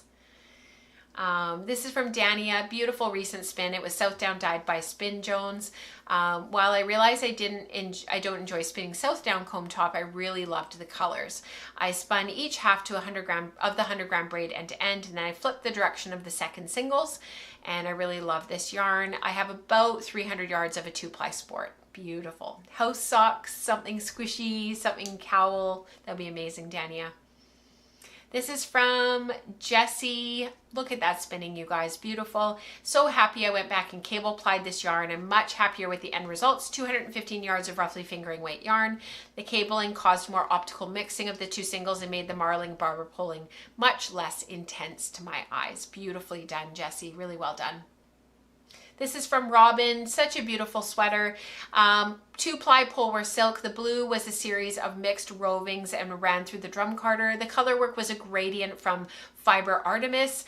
Of course, the pattern is Pink Velvet by Andrew Mowry with a little extra line because I wanted to use more of the lovely green. Of course, it looks great. And it actually gives the tulips like somewhere to like anchor, which is kind of neat. Very good. Very good, Robin. From Katie, love this sweater. I thought it was beautiful. Just finished this handspun sweater. I'm quite happy with it. It's a 2-ply Icelandic long draw. It was a complete pleasure to spin and knit. I used the champagne pullover pattern by Sari Nordland as a starting point, but I changed the lace chart to take out the traveling cables and save some yarn. She also changed it to a raglan to make lace adjustments easier, and because it should be cool enough later in the week to wear it, I got it finished just in time. And actually, I really like that for the raglan, she changed it to a stockinette as well, like it's just knit stitch. I really like just having that cable and lace here, and then having the plain stockinette on the sleeves. I think it's really effective. It frames the lace really beautifully. It's really lovely. Well done, Katie. This is from Stacy, another beautiful spin. I've been spinning lots of naturally colored wool for a while. This is a wonderful change of pace. This was Mushroom Hunt in Untreated Polworth from Bramble Ridge, which is Megan. It was such a relaxing spin, and I loved watching the colors ply together. It was a fractal DK. Beautiful, Stacy. Love these colors. I just finished this on Hanui. And it's really interesting because Stacy's is on the Polworth, so you get the beautiful colors, and the Hanui was just a little bit brighter because it's a little bit finer wool. It takes the dye just that little bit brighter. And then I was at Megan's on Sunday. I had to pop out for something else that I'm working on in the background. And this is the same colorway, Mushroom Hunt, on Hanui silk. And this particular blend is 70% Hanui, 30% silk, but it's a blend of all three of the natural colors of Hanui. So you can see that there's the dark brown in there, and then also the gray, and then the white Hanui. And so Mushroom Hunt on this base as well. Isn't that cool? So neat. I can't wait to spin this. I kind of splurged. I'm not adding any more fiber to my stash, and then I bought another braid. You know how it goes. This is from Kat. I just realized I hadn't shared my latest pair of socks. Dyed by me, my own blend from World of Wool. South Down Massam, silk and bamboo. Chain plied and knit on 2mm needles. Beautiful. Well done, Kat. Oh, did you, Nicole? That's hilarious. She picked this braid for her Wool and Spinning birthday party prize. That's amazing, Nicole. I'm glad. This is from Osk. Finished knitting this, the Couture tee. This is also a pattern by Sari Nordland. I made this while I was recovering from surgery back in the fall. I loved this pattern. I really enjoyed making it, and I wasn't surprised that other people had started making it as well, because like it's such a great pattern. Spun the fiber in February and March during my trip to Iceland, and then some on the train, and it will be so warm and soft next winter. And I think it'll be a really great layering piece to put a long sleeve shirt underneath. Beautiful, Osk, beautiful. This is from Alex. What a cool shawl. Like, what an interesting construction. It's almost like it's woven as you knit it. I made this shawl. It's called Woven Warmth. It's on Ravelry, recently out of Handspun Odds and Ends, and I think it worked out really well. Yeah, it worked out really well. I was going to keep going and decrease it so that it would be a blanket size, but I had enough of the knitting.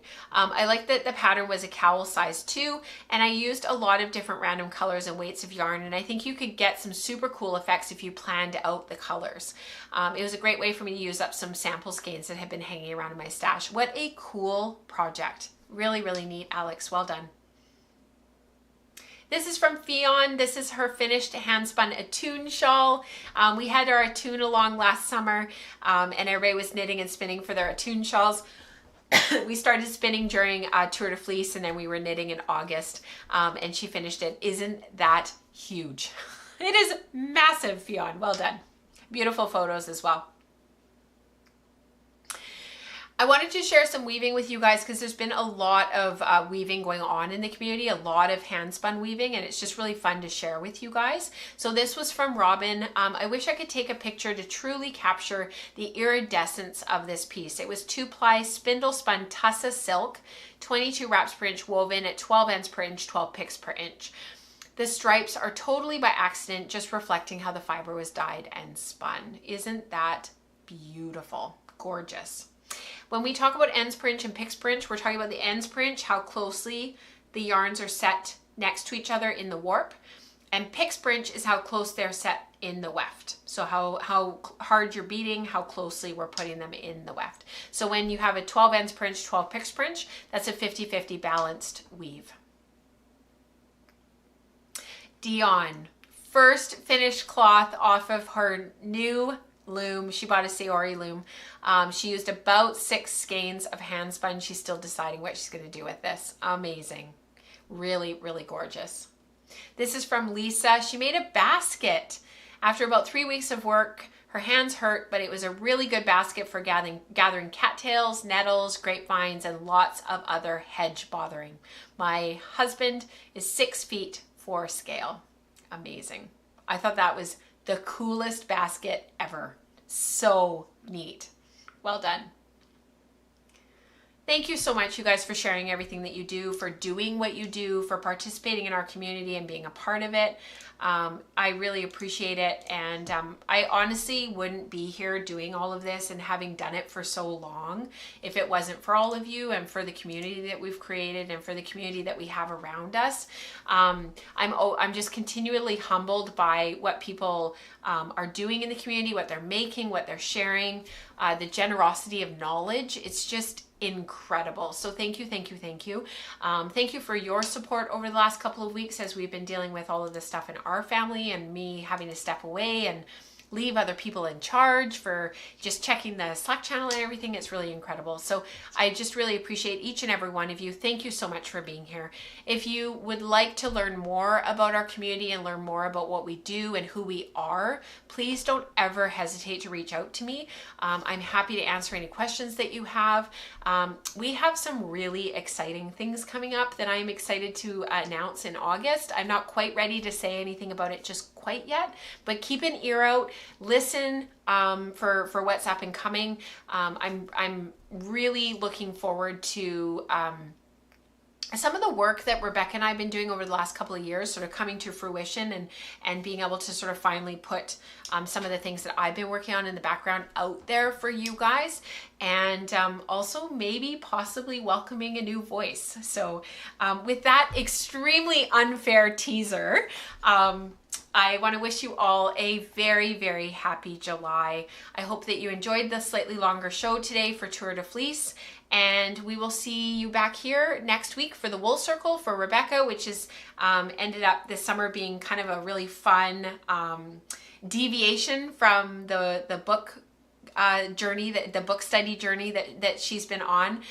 She's been sharing some other things, sharing a lot about Arctic life. She's been harvesting kiviat off of one of a muskox hide that she was able to get from a local Inuit hunter, and yeah, just really, really fun stuff that she's been talking about on the Wool Circle. So I will see you back here, same time, same place, next Tuesday at 11 a.m. Pacific Daylight Time. Until then, happy spinning, everyone. Enjoy your Tour de Fleece. Enjoy Spindle Spun Summer, and I will see you next week. Bye, everyone.